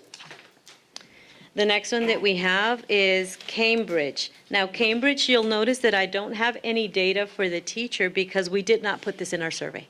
Okay. However, the other thing that's important to understand from Cambridge is when we test. This is for ACT, PSAT, SAT, and TSI-2. So it's at the high school level only. That's why you see elementary and middle school grade out. I'm going to put it in the survey for May 1st, and I'll be able to bring you some more information on this program. Gail Fuller Technology. I will tell you that I think Gail Fuller was back since 1990 something, because I remember using it in my classroom. So it has evolved. However, I did notice here it's only for middle school, and I did notice that only 63% of the teachers responded in our survey, and they only responded 19%. So this is more than likely one that we will discontinue, and it is a digital workbook. okay? And again, as soon as I get feedback from teachers and from principals. The next one that we have here is EduSmart. EduSmart is a science, hands-on supplemental program. It is our science adoption, our science TEKs have just gone through a revision, thank you, revision, redesign, and this year is the first year that we test with the new science TEKs. So again, this is one that's high on my priority list to see usage and to see student results. So I need to wait on that for June to bring you. This is the first year you used that one? This is, no, not the first year that we use the program, it's the first year that the state has changed the assessment. So now I have to look at results for this year. Then Imagine Learning Español. Again, I just spoke to you about that we piloted Mosaico. This is a redundancy, so we will remove it from kinder, first, and second, but we will leave it for pre-K 3 and pre-K because it does serve as a screener and it does serve as their phonics Spanish instruction. So this is only for the students that need the Spanish instruction. So as based on seeing the licenses, there will be a reduction in licenses. However, we will keep it for those grade levels that I said. NWEA MAP Fluency. This is a reading fluency assessment, beginning, middle, and end of year. We will keep it for kinder all the way through second. This one, Ms. Saida Gonzalez has been looking at all of the data, and it does have a very strong correlation with the percentage of students that meets in third grade. So we've been trending it out year through year, so that one will be kept. However, we spent $129,000 on a science portion that we used this year for TIA to include our science teachers at the middle and the high school. Ms. Magallanes is moving to a different assessment that is more cost effective, so we will be saving around $129,000 on this one. No red ink. I know that this usage is a 33.85%, but when I reviewed the results from the teachers, 91% of our middle school ELAR teachers say that they use it 76% of the time, and 61% of our high school teachers that responded to the survey say that they use it 92% of the time. This is big on writing. It is big on the extended responses that our students are being tested on, and then also it helps the teacher with all the grading for the writing. So I do not foresee that this one will be removed. Project Lead the Way. We spend $161,000 on that program. This is the STEM program that is offered at 8 middle schools. We are introducing a 6th grade STEM this year, so eventually this one will be sunset and our teachers will create the scope and sequence for this. So we're starting this for next school year. Now DMAC. DMAC had a student usage here of 35.43%, but I will tell you that 100% of our teachers use it because it's the evaluation system. Lexia Core 5, again, this is for our English learners to get them. You look at Lexia English, and it's very similar to Rosetta Stone. It is for language acquisition. We will reduce the licenses, but keep the program. Go Guardian Pair Suite. This one shows a 54.85%. You see that in red, and the reason I put it like that is because it's a change from that original report that you had at the board meeting. It was at 167 or 177%, something like that. Oh, it's 175.38%. We had an error in the number of licenses when the report was calculating. It was calculating with 99,000 licenses, but we actually have 25,000. Okay, this is a program that we're going to be looking at. Our teachers use this program to be able to monitor what the students are doing on their Chromebooks. So we will look at reducing, but it's something that we probably will keep. And then middle schools and high schools will probably use this as their LMS. Now, CertiPoint, you see that at 97,000 with 44% usage. However, this is for our exams for our CTE. And so they take place at the end of the course. So again, when you look at how this report was taken, it probably wasn't capturing those students that were taking the assessment, okay? Now, we purchased the licenses in bulk so that students can have multiple opportunities to get their dental hygienist or whatever it is, that certification that they're seeking to get, okay? The next one that we have is schools PLP. As you know, we're moving to a virtual instruction, virtual school, right? And we're also using our bridge, which is capturing our students that had not graduated, but we're also moving virtual. So in order to have a larger array of courses, we're moving to Edgenuity. I think that's the name. Yes, Edgenuity. So we will be sunsetting schools PLP, moving to Edgenuity, but it will be at about a 20%. 20,000 increase. However, we will have unlimited licenses. So this is to meet our students' needs. And then the text help. This program, again, it's 80,000. You see a usage of students at 59.8%. However, this is the program that allows our students to use designated supports in any class. So text help will not be going away. We may reduce licenses, and I'll be able to bring you that in June when I bring you the comprehensive list of what we're going to reduce. And so do you have like an estimated, I guess, savings or not? In these 20 programs, and it's not complete, right, but it's running at about 1.5. But we're not done. We still have other programs that we need to evaluate. So these were the top 20 in cost and in usage. So we will be bringing you the complete breakdown as soon as we have all of that. And was that already accounted for in the cost savings? In the 2 million? In the 2 million? But we hope to make it better. Okay, so you will optimize that. We're looking to make sure that our return on investment is solid for our students, that they meet their growth, that our teachers get the TIA, and that our district continues to excel the way that it always has. And so, once you give us that, right, or do you know right now how much money was spent last year compared to this year? Do you have that information? Well, it was $2 million less. $2 million? Because that's what we cut last year. We cut it completely. Okay, and then is this the first time that you all provide, I mean, this is a. This comprehensive, yes, ma'am. This is something that because of the questions that you posed at the meeting, I wanted to make sure that I was giving you a comprehensive view of the programs. And so this was the best that we could do in the short amount of time. However, as we build that program, we're going to be able to give you more data very, very quickly, because the other thing is that some of this was data entered. We really prefer to have uploads because that way we reduce the number of errors. Okay, and so moving forward, like, can this be something that we can have on a yearly basis? Yes, ma'am, absolutely. Because I think this is very good and very useful information. I mean, we should have had this like last year, but. Well, we didn't glad have that the, we I guess. have We didn't have the digital insight, that's the one. Technology to track it, now we do. Yes. And then, last year, I know there was sentiment at the board, hey, how are we tracking?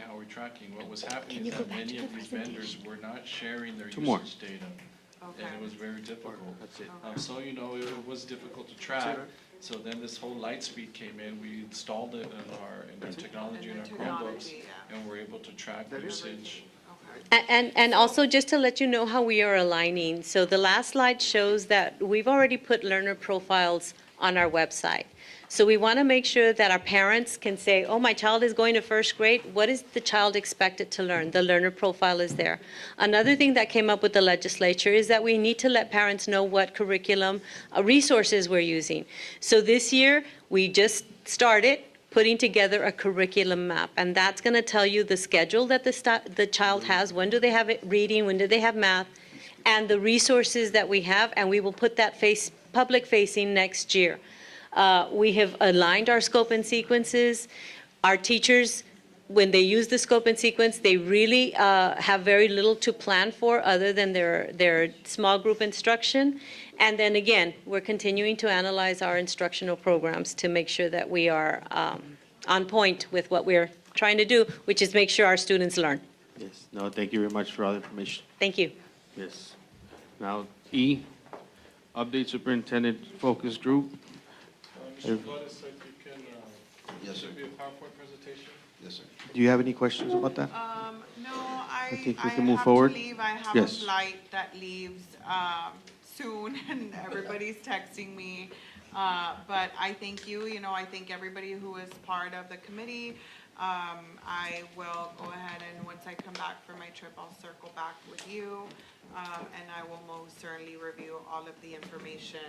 I'll still watch the board meeting once I leave, but, Thank you, and have a yes, safe with you trip. too, but Be safe. thank you guys so much for everything that you all are doing. I know we are going through a very difficult situation, but our mindset has to really be looking into the future and really coming together, right? And being receptive and listening to each other to see how we can best, move the district forward. So, thank you guys. Thank you. Safe trip. Thank you, yes. So we'll go item 5. Following items are to be reviewed by members of the board with recommendation for action to be made in the next regular board meeting. Monthly disbursements. Good evening, Rosa Cabello, Director of Accounting. Tonight we bring you agenda action item, monthly disbursements for the month of March. Do y'all have any questions? No questions, ma'am. Okay, thank you. Excuse me. Item B, proposals.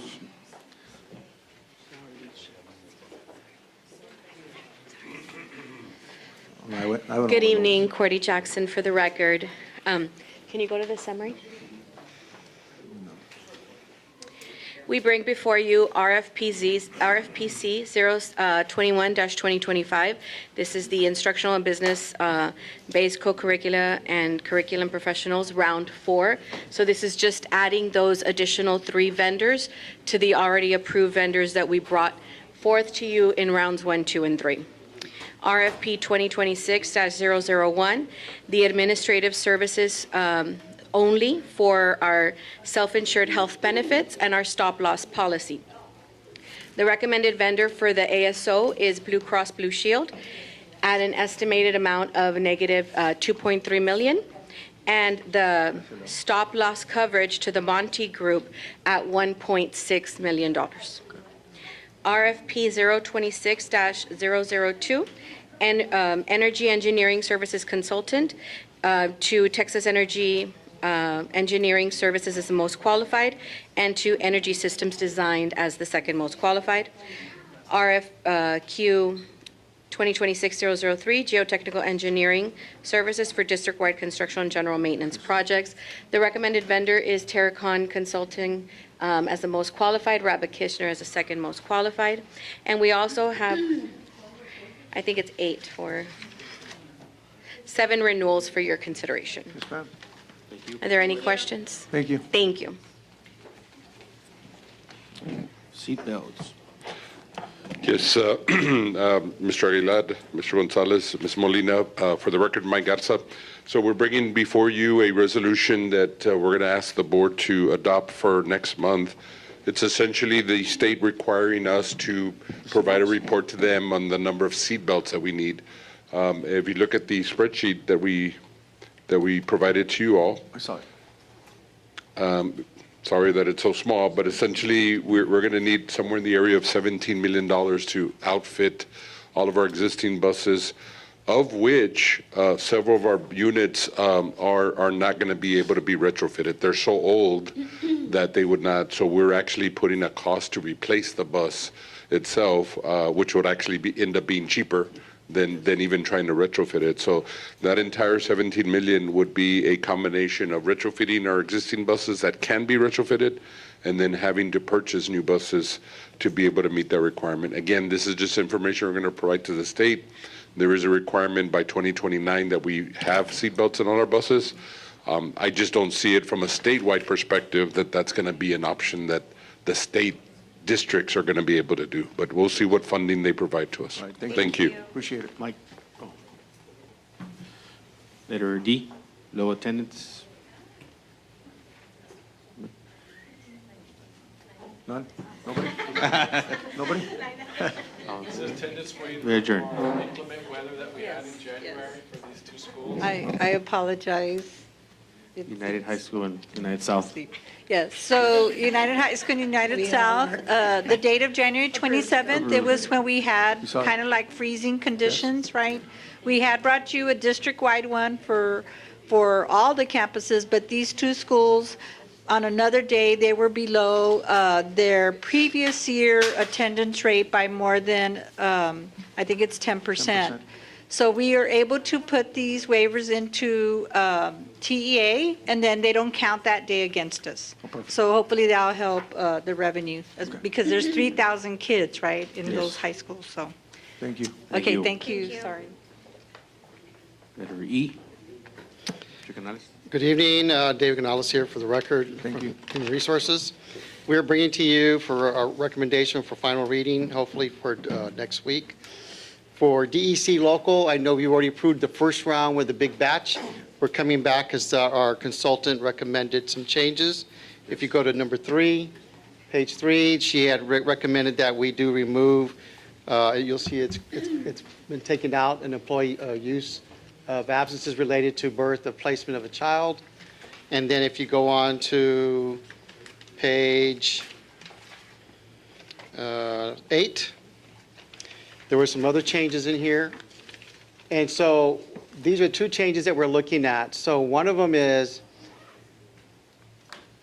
as you know, we have, if you retire, employees can go ahead and submit, if they have local days or state days, they can go ahead and cash them in for dollar amounts and get a payback. What we're recommending for the future to help for other cost-saving measures is that anybody hired starting next year, 26, 27, they would not qualify for this benefit. And you would also have to have 10 consecutive years within the district before you retire. So those are the changes that, when we met with our consultant, that's what her recommendations were. And then that was basically it. All right. Yes. Thank you. Any closing remarks? No? The adjournment, there's a motion. Second. Order motion.